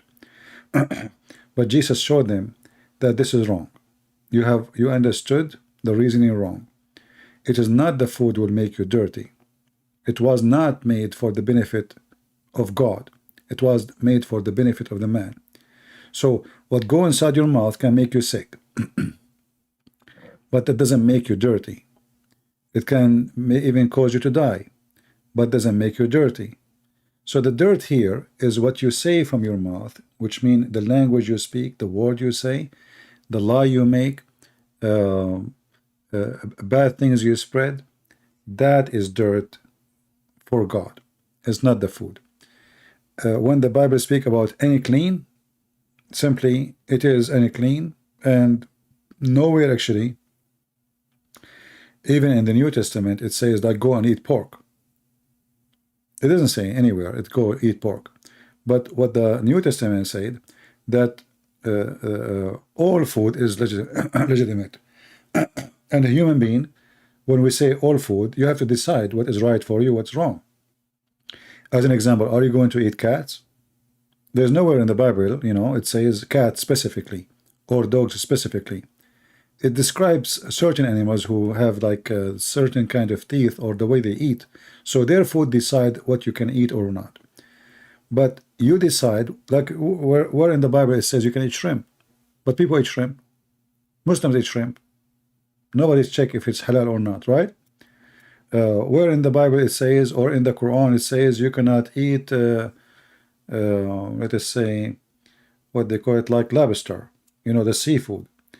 you know, the Muslims, they have a hadith about fish, but the Quran nowhere it says that you can eat it or don't eat it. So a human being, you have a brain, and anything is not mentioned to you to be forbidden, then you have to decide if you can eat it or not. But the pork specifically, many people, they make a big issue of it because they are empty. The Muslims, they don't eat pork, but they drink the piss of the camel, and they eat the camel. But isn't it the Bible forbid the camel eating? So how the Muslims, they speak about pork, but they forgot that the Jews been forbidden to eat camel. They've been forbidden to eat camel, to drink even the milk of the camel, to eat its meat or anything of it. And Muslims, they eat camel. Right? So, Muslims, when they question this issue, they are being hypocrite. And again, for us as a Christians, the logic, as Jesus said, it's not what go inside your mouth will make you dirty. And I agree. You eat chicken eat shit. Literally. Literally. Chicken eat shit. Chicken eat worms. Do you eat worms? You know what I mean? So if somebody want to try to be smart, then we cannot eat anything. Because the chicken, they eat the dirt. They eat cockroaches. They eat insect. Is insect clean? Is a fly clean? You know what I mean, guys? Any of you have a chicken, or you live in a village, you will know that the chicken, they eat insect. If they see cockroach, this is their best meal. They will eat it right away. But is a cockroach is something clean? Isn't it those who go in the sewage, in the sink, and and the toilet seat, and nobody get upset, and no Muslim says we don't eat chicken. If you have if you live in a village, and they let their children in the yard without diaper, the boy, he make poo-poo. Do you know what the chicken do? They eat it. They fight over it. This is like their cake. It's a party time. It's literally shit. Isn't it shit is a fertilizer? Isn't it shit is a fertilizer? Correct? Or I'm lying? Isn't it all the Muslims in the Middle East, in Pakistan, in Afghanistan, in Bangladesh, they use shit to fertilize their vegetables? Which means their vegetables is eating shit?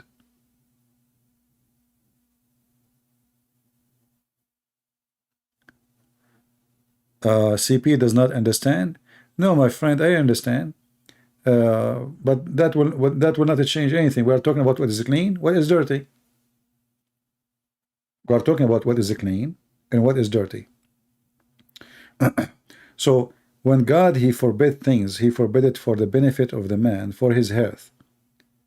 It's not because when God, he says it's not clean for you. Otherwise, there's nothing that's not clean for God. I mean, he is the one who made them.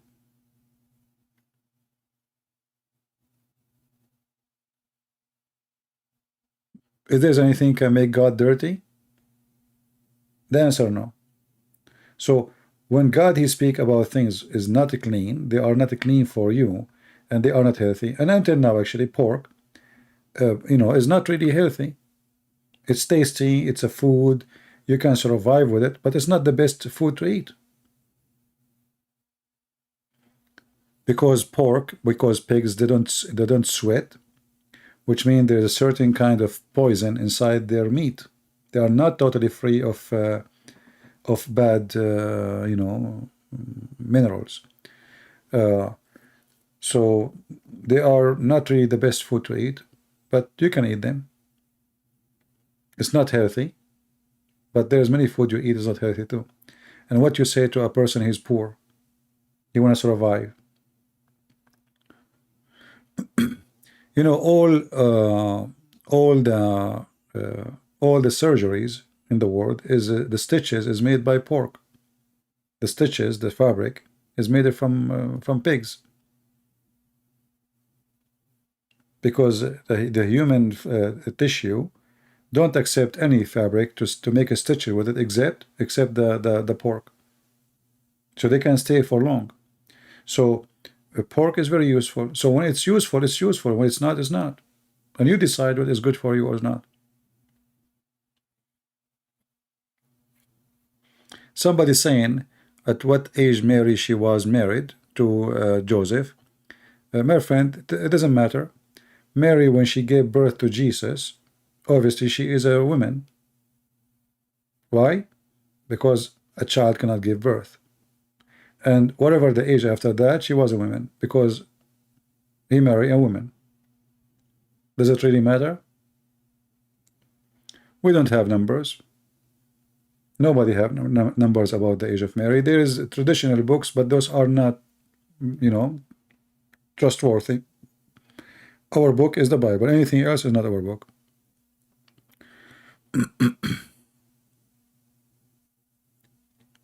Frozen brain corrupts is God. Yeah, Faisal, your God is the one who is a frozen brain, and this is why he ordered you to drink camel urine. And the frozen brain of your prophet made him think that the Jews are lizard and rats. Why? Because they don't drink she milk, the camel milk. You see the frozen brain? This is how stupid your prophet. And here you see actually how conservative the Jews. Muhammad, he confirmed with his stupidity that even rats are more conservative than Muslims. Muhammad, he claimed, I don't know, the website is not working to show you the hadith. Muhammad, he claimed that he was observing the rats, and he noticed that rats don't drink the she-camel milk. It says there's no connection. I don't know why the website is crushed. We will try again later. Okay. Yeah. So Muhammad, he noticed that rats don't eat and drink anything from the camel. And because of that, Muhammad, he come to a conclusion that they are Jews, or they are cursed by Allah. And this is telling you how stupid Muhammad is, but at the same time, this is telling you that Muhammad, he learned how conservative the Jews are. They don't eat camel. Muhammad, he eat camel. So how the Muslim, they say, why you Christians, you don't obey God? He forbid you not to eat pork. Where they get that from? From the Old Testament, right? But this is not an order for us. It was for the Jews. So why the Muslim don't follow God order for the Jews, and they eat camel and they drink the camel milk? Look at this hadith. I found it. This is the smart frozen brain Muhammad. Are you there, Faisal? Read and laugh. The Prophet says a group of Israeli were lost. Nobody knows what they did. But I do not see them except that they were caused and changed into rats. Smart Muhammad, the frozen brain, the idiot. One more stupid story. For if you put milk of a she-camel in front of a rat, it will not drink it. But if you put a sheep milk, will drink it. So here you see actually the stupid Muhammad proven to be false. Camel milk is harmful. Healthy, it's not. Scientifically proven. Go right now to United Nations. Search for warning against camel milk. It is the most bad milk to drink. Camel meat, it is very unhealthy. Tons of dangerous viruses can live in the camel. So even rats are smarter than Muhammad. Even rats are smarter than Muhammad. Rats, they refuse to eat and to drink anything coming from the camel. And because of that, Muhammad, he thought that they are Jews. Do you see it? And let me tell you something. Animals, they can sense things. Animals, they can sense things. And now imagine a rat which is dirty. I mean, this is a rat. Yet he don't drink the she-camel milk. So the rat don't accept the drink, the she camel milk, and Muhammadan they drink it. A rat, he refrained from drinking such a milk for a reason. You see, animals, they can see things, they can smell things. If somebody put poison for you, give the milk to the cat will not drink it. If the food is damaged, you want to see if it's damaged or not? You have food in your fridge.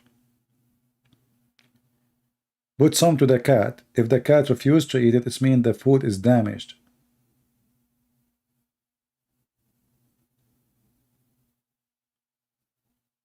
And here we see the stupidity of this man. Suddenly he decided that those Jews are rats, cursed by God, and he made them rats. Why? How he proved that? They don't drink she camel milk. This is how stupid this. So if the Muslim, they want to say, well, how come the Old Testament say this and you don't do that? Well, don't you Muslim, you say that Moses was sent to the Jews? Are we the Jews? Here you see the double standard and the stupidity. And look what the Quran says, that even Israel, Allah did not give him anything to forbid to himself. He forbid things to himself by himself.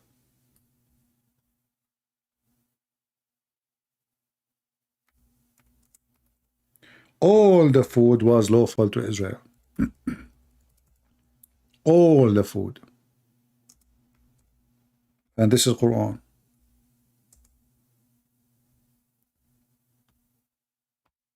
Chapter 3, verse number 93. All food was lawful to Israel. And look, the Muslim here, they add things. I mean, what Muhammad? What the heck is that? I mean, the Muslim translation is the biggest scam ever. What Muhammad here? What Muhammad have to do with this verse? What a scam. All food was lawful to the children of Israel. Do you see it? Except what Israel made unlawful to himself.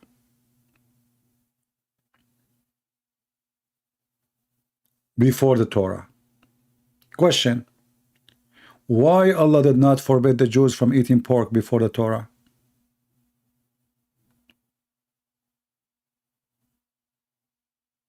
Do you see what I'm talking about? If the pigs are bad, and the Jews at that time, they were Muslims. Israel, according to Muhammad, is a Muslim. This is Isaac, this is Jacob. So why Allah did not forbid Jacob and the people not to eat pork? The verse is so clear. All food was lawful. So if it was not, if pork is bad, then it should be pork bad all the time, based on the Muslim idea. Why it was okay? What happened? But the stupid Muhammad, he copied stories from the Torah and he added in his book. Didn't know why. You see, when in the time of Moses, all of us, we knew that Moses, he did lead a nation from territory to a territory. And that will bring diseases, that will bring chaos, that will bring people living in camps, you know, tens of thousands. They are in the desert. So the rules was given for them to survive the moment they are living. Do you understand me? To the point, even Moses, he told them how far they have to go from the tent or the inhabitants to do their bathroom thing. I mean, what does this have to do with God? Nothing. But this is just for surviving. So those rules came for a reason, so they can survive, so they will not die. They are out of their land. They are in the run. They are in the desert. They are lost. There is no enough water. And now we have to organize for them how they can live, not to die. So you need to understand, when the law was given, why it was given. Their life was not normal. You know, people, they think that those people, they were living in apartments, everybody have flowers in his yard, and there's a shower and bathroom, and everybody have a kitchen. This is not the story. This is the whole nation took their stuff over donkeys and they run in the desert. Do you understand?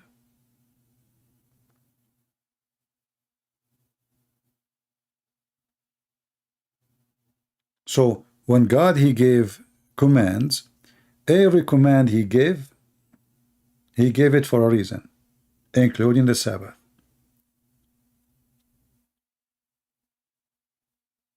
If we go right now, if all of us, like now we are 700 people, and suddenly we don't have houses, God forbid, and now we are living in a mountain area, there's one leader have to lead, and he have to organize. Otherwise, it's going to be messed up. There's men, there's women, there's children. We have to put rules, otherwise the strong will eat the weak. Otherwise, there's a person who like to be nude. There's a child molester in town. There's a criminals. There's thieves. So Moses was not just a prophet. He was a leader in charge of saving a nation. And the command he was given, or he gave, because there's some command he gave as a leader, and there's command he received. Either one of them, it was for the sake of surviving, for their life was not normal. The stage they are in is not normal. And then by time, you know, the Jews, they keep following the command of Moses, but not always. There's tons of stories in the Bible about the Jews not following the command and not obeying God. In the time of Moses, actually, not even long after. Even in the time of Moses, they start being disobedience. You know, when you are a silly person, you try to focus in silly stuff. And I say this is silly when somebody focus in pork and shish kebab and hummus. The important is what you do to others, not what you eat. Your eat will not involve your salvation. Have you ever heard of somebody, when I say to you, if you eat pork, you don't go to heaven? If you eat hummus, you don't go to heaven? That is the most silly, stupid thing, right? So it's not food which will save you or will not save you. It's not gold, it's not silver. It's not material. It is a spiritual, it's your heart, it's your mind, it's your faith. So the one who they are empty, they focus in empty stuff, like the Jews in the time of Jesus. Their mouth is dirty, they are hypocrite, they take interest, they abuse the poor, they praise the rich, they go after women, she committed adultery, but there's no man, because he obviously is rich, he's one of them. So they go after the poor woman to stone her. So they are hypocrite in everything, but they are very clean. They wash their hands, they dress nice, they eat kosher food. So you will notice that the Jews at that time, they are very close to the Muslims now. They have too much into appearance of being good, but the Lord, he says, from their fruits you shall know them. Do you understand? Not from their food. What decide who you are, if you are a person who belongs to Christ or not, it is your fruits, not your food. And anyone have little brain, you do not need to be genius, you agree with this. Who care for the food? Food is just about your health. So you can give advice to somebody who says, don't eat pork. It's not healthy. Me, myself, I eat pork because beef is so expensive. I mean, how many times a month I can buy beef or lamb, you know? It's really expensive.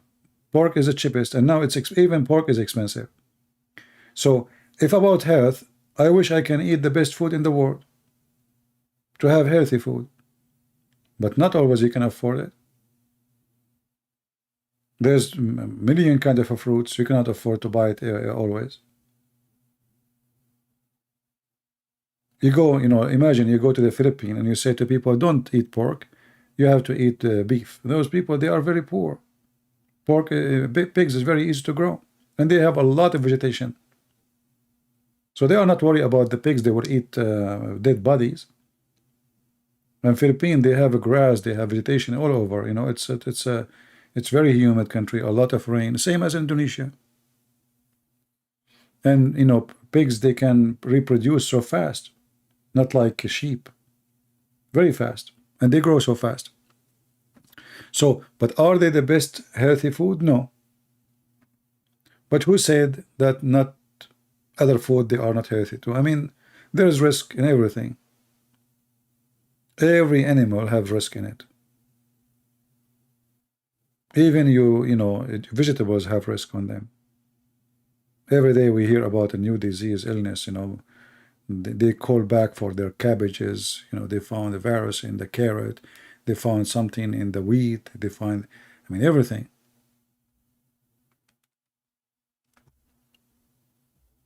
Well, you do not need to give me details. Some Asian countries, they eat things with, I don't accept to eat. But this is your choice. Some people, they might find things you eat disgusting. This is your choice still. But for me, I don't care what you eat. I care what do you do.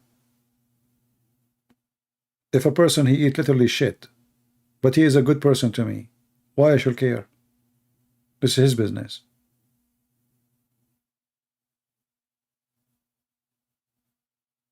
Right? What is my business? In Thailand, there's people, they eat cockroaches.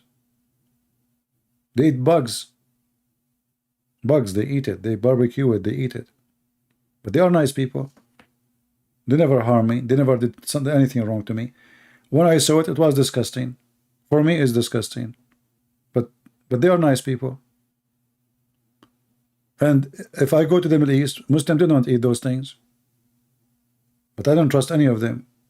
You cannot let a woman walk around in the street. She will be kidnapped, she will be molested, she will be raped. You go in Thailand, those are not believers, and they are pagans, and they are Buddhist. Yet a woman, she walk alone, nobody do anything to her. So which one is better?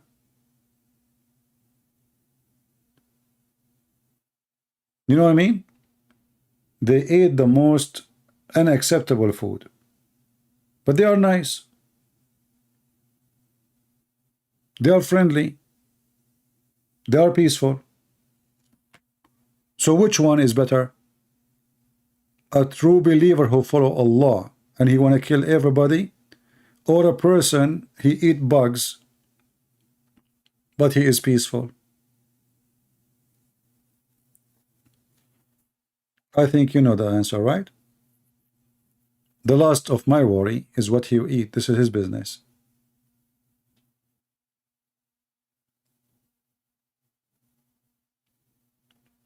And in the time of surviving, people eat everything, and people, they are being hypocrite when they see about food. You see, because we are spoiled, we say, I'm not going to eat this, I don't eat that. But what if I am in a very poor situation? Trust me, you will eat anything. You know what I mean? Even the Quran says, if you are in need, you can eat pork. Even the Quran says, give a license to eat the pork if you have to. It's in front of you. Do you see it? Here they says, if you are in a severe hunger. Not really. It says makhmasa, which means you are in need. You eat it. You eat pork. Chapter 5, verse number 3. Even the Quran gives license to eat pork. And if pork is bad, then you should not eat it at all. So why, if I am hungry, I can eat it? Is it dirty then? If it's dirty in Islam, then we should not eat it. Doesn't matter.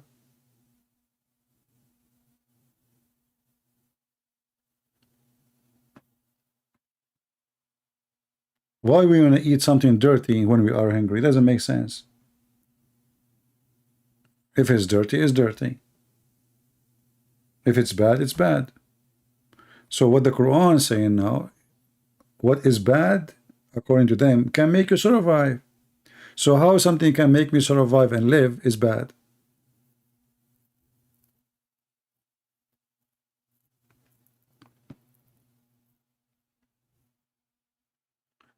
People who have little decency, they focus in the appearance and they focus in the frame, not the picture. He start making excuses here and there. I mean, a Muslim suddenly he's questioning Christianity about the pork. This is the problem now. The pork. They have a child marriage. They have multiple marriages. They have mut'a 1 day, 1 hour stand. They have zawaj a friend. You can ask a friend to sleep with you and you call it marriage. And then they focus on the pork.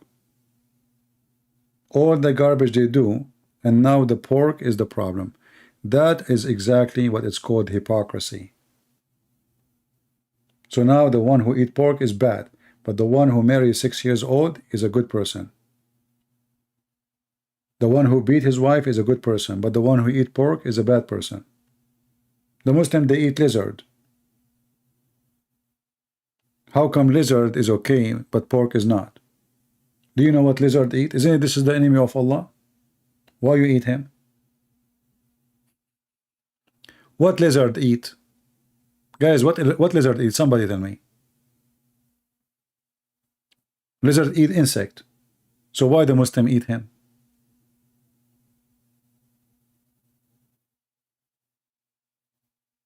If you are against eating something you call unclean, then you should stop eating lizard. Muslims, they eat wild donkeys. Wild donkeys. And before they used to eat even normal donkeys.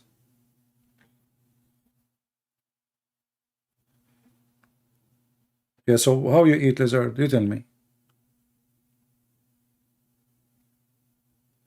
Muslim, they drank the blood of Muhammad. Is the blood of a human being lawful? Muslim, they drink the urine of Muhammad.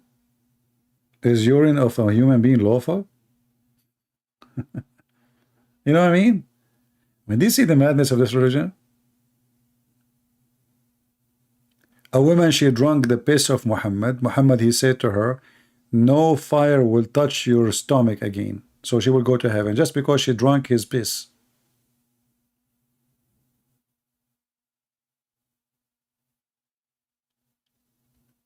Yeah, food is not part of the kingdom of God, which means it's not food what will make you a good person. It's not food will make you a qualified person to be a person of God. It is obedience to God and loving others and wish to others what you wish to yourself. From their fruits you shall know them. I don't want to call this one sentence is a golden sentence because there's no gold can describe it. From their fruits, this is my favorite verse Jesus said, because that is summarize everything Jesus is about. People, they can say whatever. I can talk good, but my fruit is different. People speak good, they do bad. People dress nice. They look clean. But a homeless who did not take a shower for a year, maybe he is better than me and you. Maybe he have a good heart. He is a good-hearted person, better than all of us. What does this have to do with going to heaven? He's homeless. He have no house. He cannot take a shower. He smells so bad. He is literally dirty, but his heart is so clean. Which one of us will go to heaven? I think you know the answer. So hypocrite, they try to focus in silly stuff, like the Jews in the time of Jesus, and the same as the Muhammadan. They do all kind of ugly stuff, and then they come to school you about silly stuff.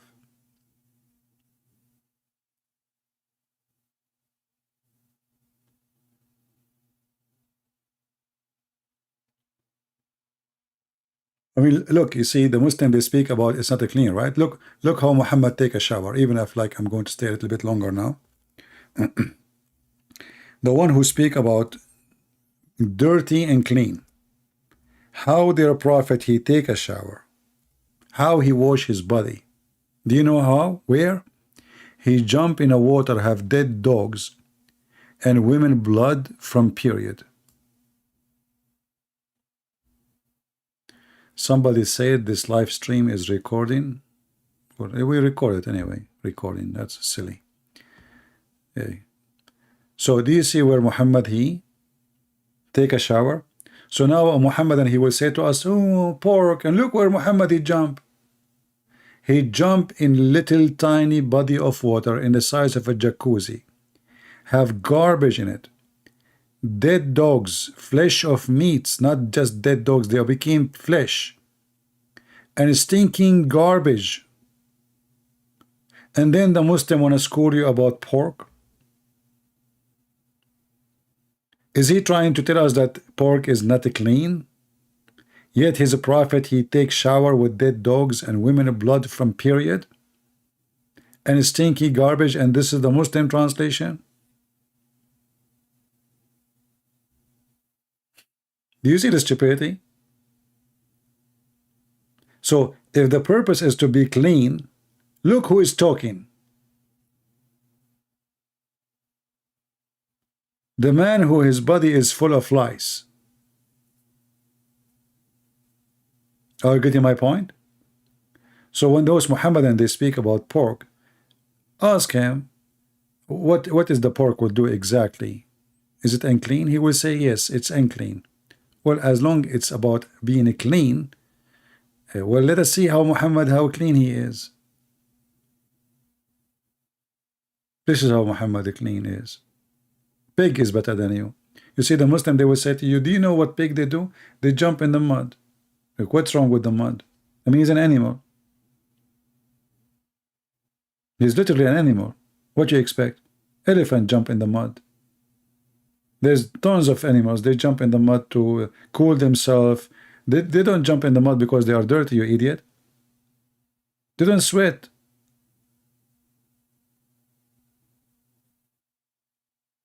Elephant, they jump in the water, in the mud. You know, there's many animals. But not because they are dirty, but this is how their system is. They need to cool themselves down, or they cover themselves with mud so bugs will not bite them. Not because they are dirty. For you, it looks like they are dirty. For them, this is the way to live. You see, when God, he created animals, and you know, he said to us in the Old Testament, those animals are not clean. This is not clean about their skin is not clean, they are not taking shower. They are clean, they are not clean, it's not healthy for you. Due to the lifestyle they have, the way what they eat. But if we can control what they eat, then there is no problem.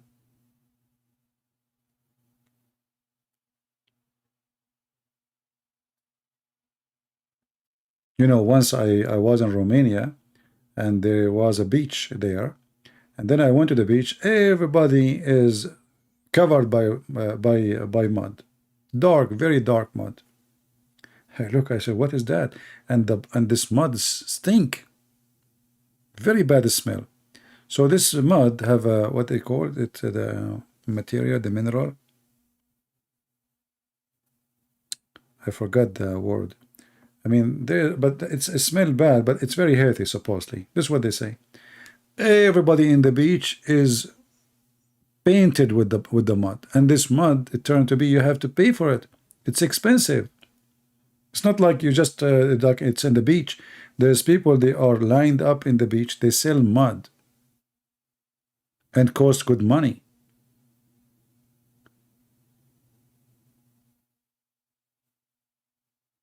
Sulfur, yeah, sulfur, whatever it is. Anyway, so are they now dirty? If they take a shower, they are fine. So a pig is a pig, chicken is a chicken, and all animals are not clean anyway. If there's any animal is clean, since when? Even a human being is not clean. We sweat. You take a shower after 5 minutes, you know, if you live in a hot area, you know, you sweat again. Clean is something like, you know, let's say it's not really, I mean, the word clean is not really perfect to describe anything, because none of us is clean. Every second inside you there's poop. Inside you, there's inside you. If you take your stomach out and you open it for 5 minutes, the smell in the house will be disgusting for the coming week. This is the truth. So even when you take a shower, you are still not clean.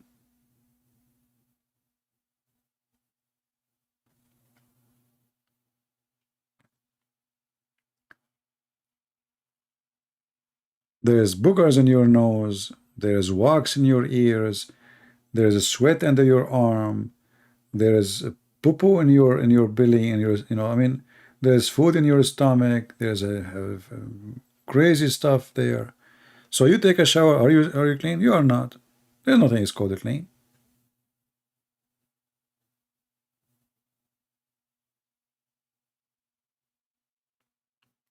Any idea when Rockstar will release? Who is Rockstar? Are you asking me to ban you? A boy?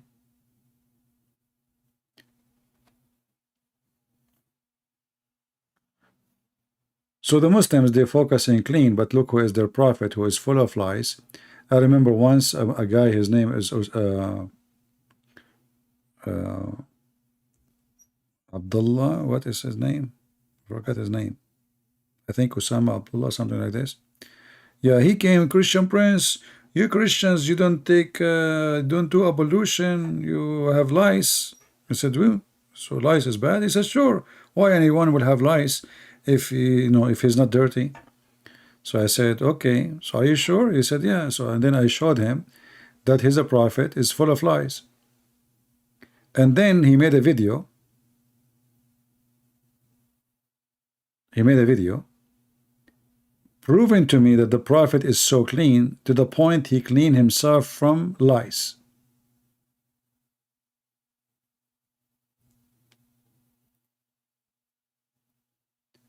He's asking when a video game is released. What does this have to do with me?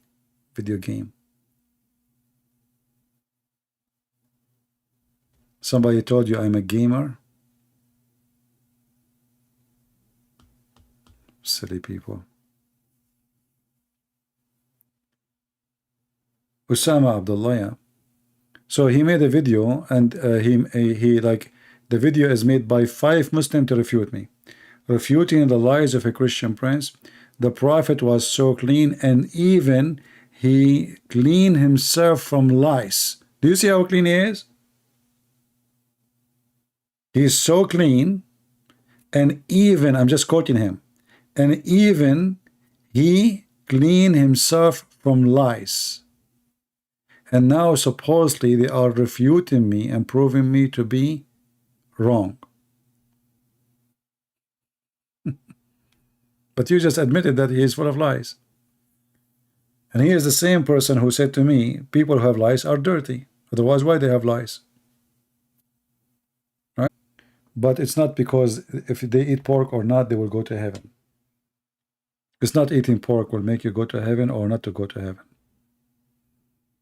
Food is not a reason to be bad.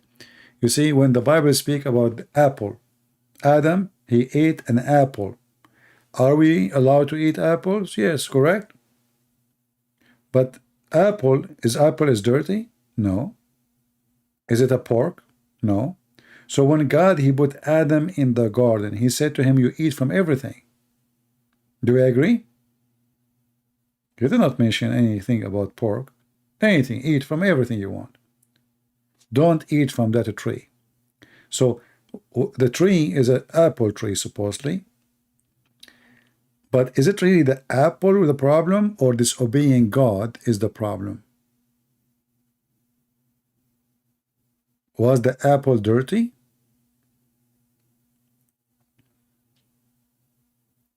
But because it was forbidden for him as a law, obey or disobey?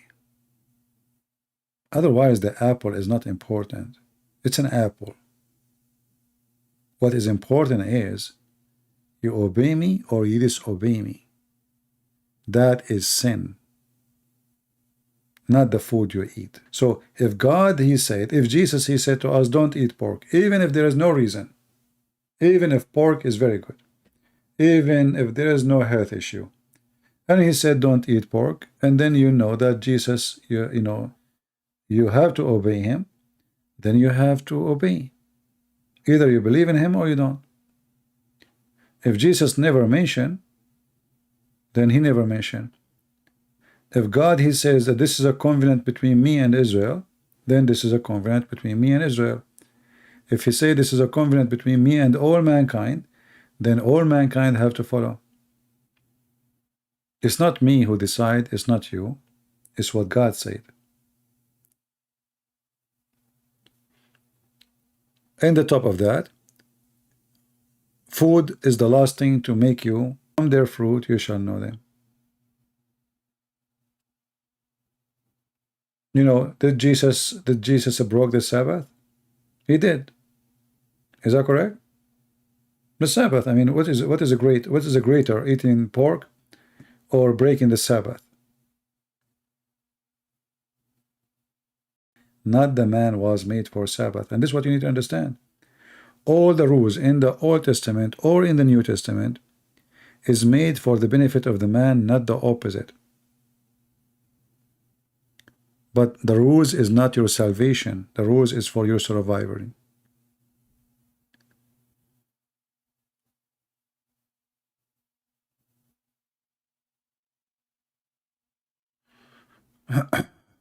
All right, Croatia.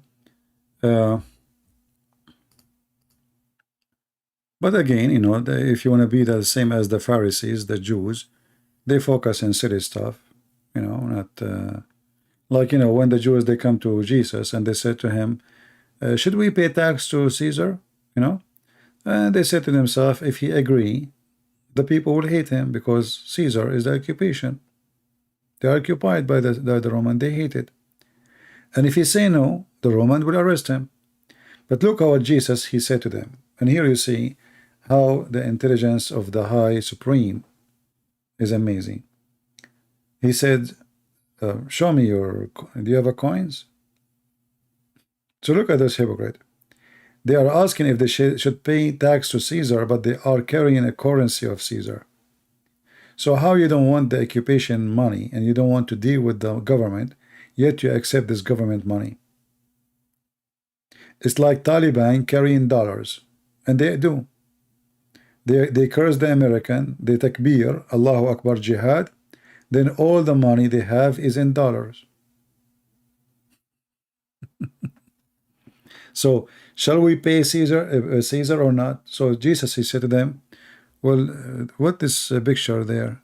You know, what this coin? What this picture? This is Caesar. He said, okay, give what is Caesar to Caesar. Amazing. I mean, look at those hypocrites. They are questioning if he should say yes or no about paying tax, but they are the one who have the money of Caesar in their pocket.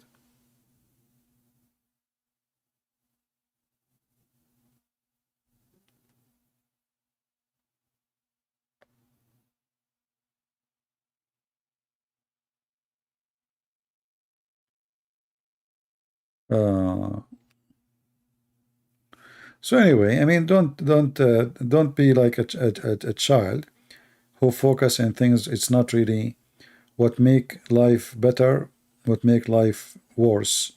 Pork is the last problem we have in this earth, and God did not send his son to save us from pork. That is not a reason. In Islam, no. Jesus will come back to kill the pig. This is how silly Islam is. Yeah, we can. You know, we will see when we can do Bible study. But you see, I focus more in Islam because I believe that there is many people, they can do Bible study maybe better than me, way better than maybe. You see, Bible study, you need a better fluent language in English because the book is more deep, and, you know, I find myself sometimes limited in the way I want to explain the Bible. But in Islam, it's way easier. I mean, it's a shallow, stupid book. It's a lot easier to, to deal with it.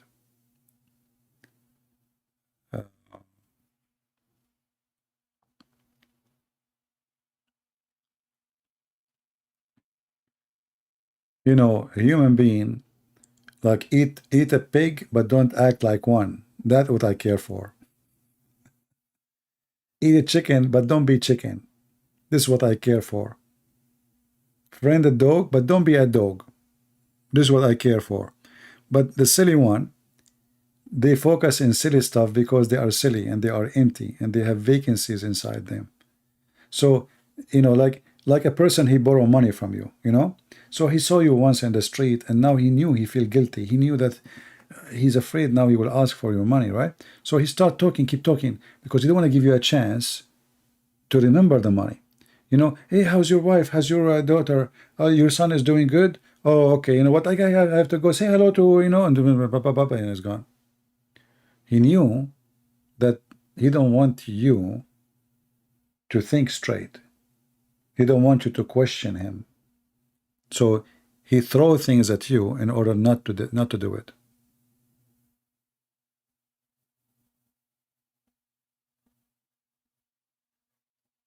Doing 2v2? What does that 2v2 mean?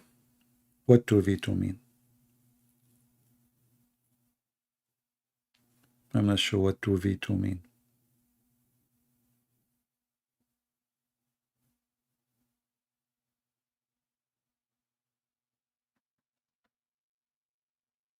Yeah, we explained what as unclean mean. Unclean is for a reason. And just to show you the hypocrisy of all people, including even the Jews, the Muslims, and all mankind. So if you want to go by the book, do you eat shrimp? Do Jewish people in Israel, they eat shrimp? Maybe the Orthodox, they don't. But everybody eats shrimp. Do you eat lobster? They spend a lot of money for it. Do you eat shells? Do you eat crab?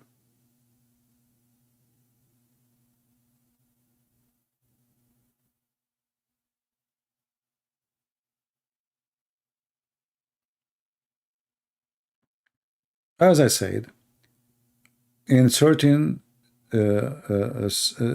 position of the life of the Jews, they've been given order not to eat, for those things are not clean and not safe. It's not safe for them. It's not what will make them go to heaven or go to hell. It is for their safety. It is for their health. So the silly one, he will take it as if it is the way to go to heaven. When God, he says unclean. Unclean what? What does that unclean mean? What does unclean mean? Unclean mean it's unclean for you, not to God. God, he created them.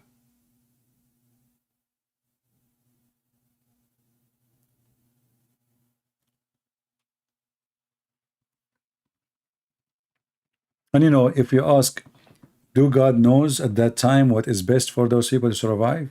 They are coming from the desert, running away from the Pharaoh. They lost their way in the desert for many years. People get sick. People, just to change the water, they will have diarrhea. Is that correct? People, they change water. If you go from town to town and you drink different water, you will have diarrhea.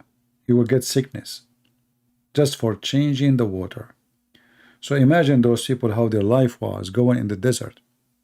So always you need to remember, put that in your mind. Think about who we are talking about and when we are talking about them, and what kind of life, the life they have at that time. All right. Anyway, guys, I think we have enough for today. And feel free to download my video and share it. I will keep it in online for some time. And there's a video we made yesterday.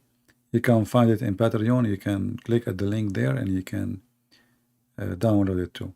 And there is a link, there is a video before we made about what Allah is made of. You can see it, it's back online. All right. Yeah.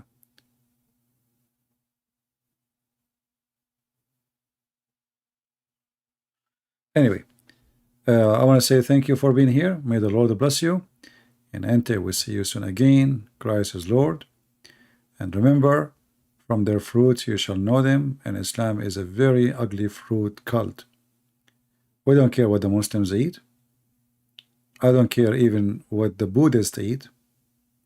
I care if they have good fruits or not. And if you ask me which one is better, a Muslim who don't eat pork or a Buddhist, which one I trust to live between? Which one I trust to sleep in his house? Which one I can feel secure and safe with them? I say to you, the Buddhist, not the Muslims. Because those Buddhists, they've never been taught that you should hate someone he is not a Buddhist, or kill somebody is not a Buddhist, or lie to somebody is not Buddhist. So even those who they are pagan, the Buddhist, they were more supreme with their pagan cult religion from the evil of Islam. Have you ever heard of a Buddhist he do suicide bombing? Have you? Have you ever heard of a Buddhist kidnapping somebody, cutting his head, screaming Buddhist Akbar? Have you? Buddhist is, we cannot compare them to Muslims following the cult of Muhammad. Millions of people, they go every year to Thailand. The only one who make a trouble in Thailand is Muslims in the south of Thailand. This is the truth. And why they do make trouble? Because of Islam. You go around all of Thailand, it's safe. You go to the Muslim area, it's not. You go around all the Philippines, it's safe. You go to the Muslim areas, it's not.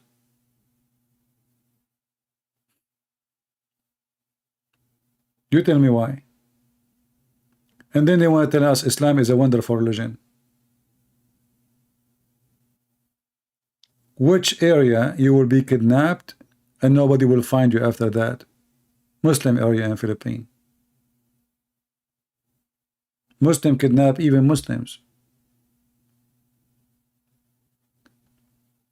So when the Lord, he says, from their fruit you shall know them, only silly ones, they question your food.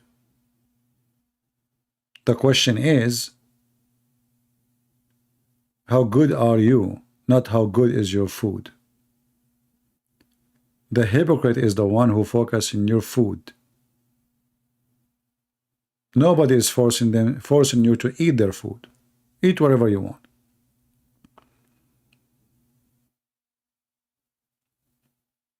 And this is what the world is about. It's about hypocrisy. They focus on silly stuff. The same as the Jews, you know, they swallow the elephant, you know. They swallow the camel. They don't see it in the cup, you know.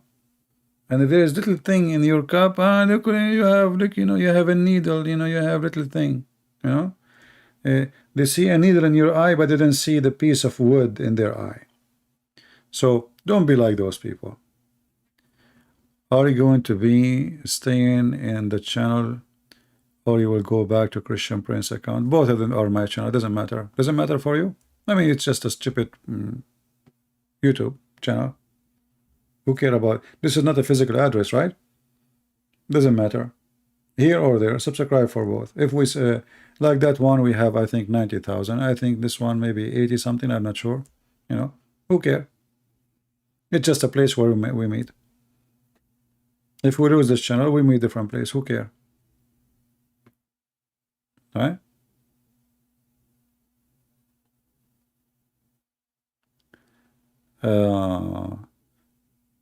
Anyway, I want to say thank you, and until we see you again, I say may the Lord bless you. Download the video, share it. Don't forget to give a like if you like what we do, and we appreciate your support if you like to support. Thank you very much for being here, and may the Lord bless you. Good night, good day. Take care.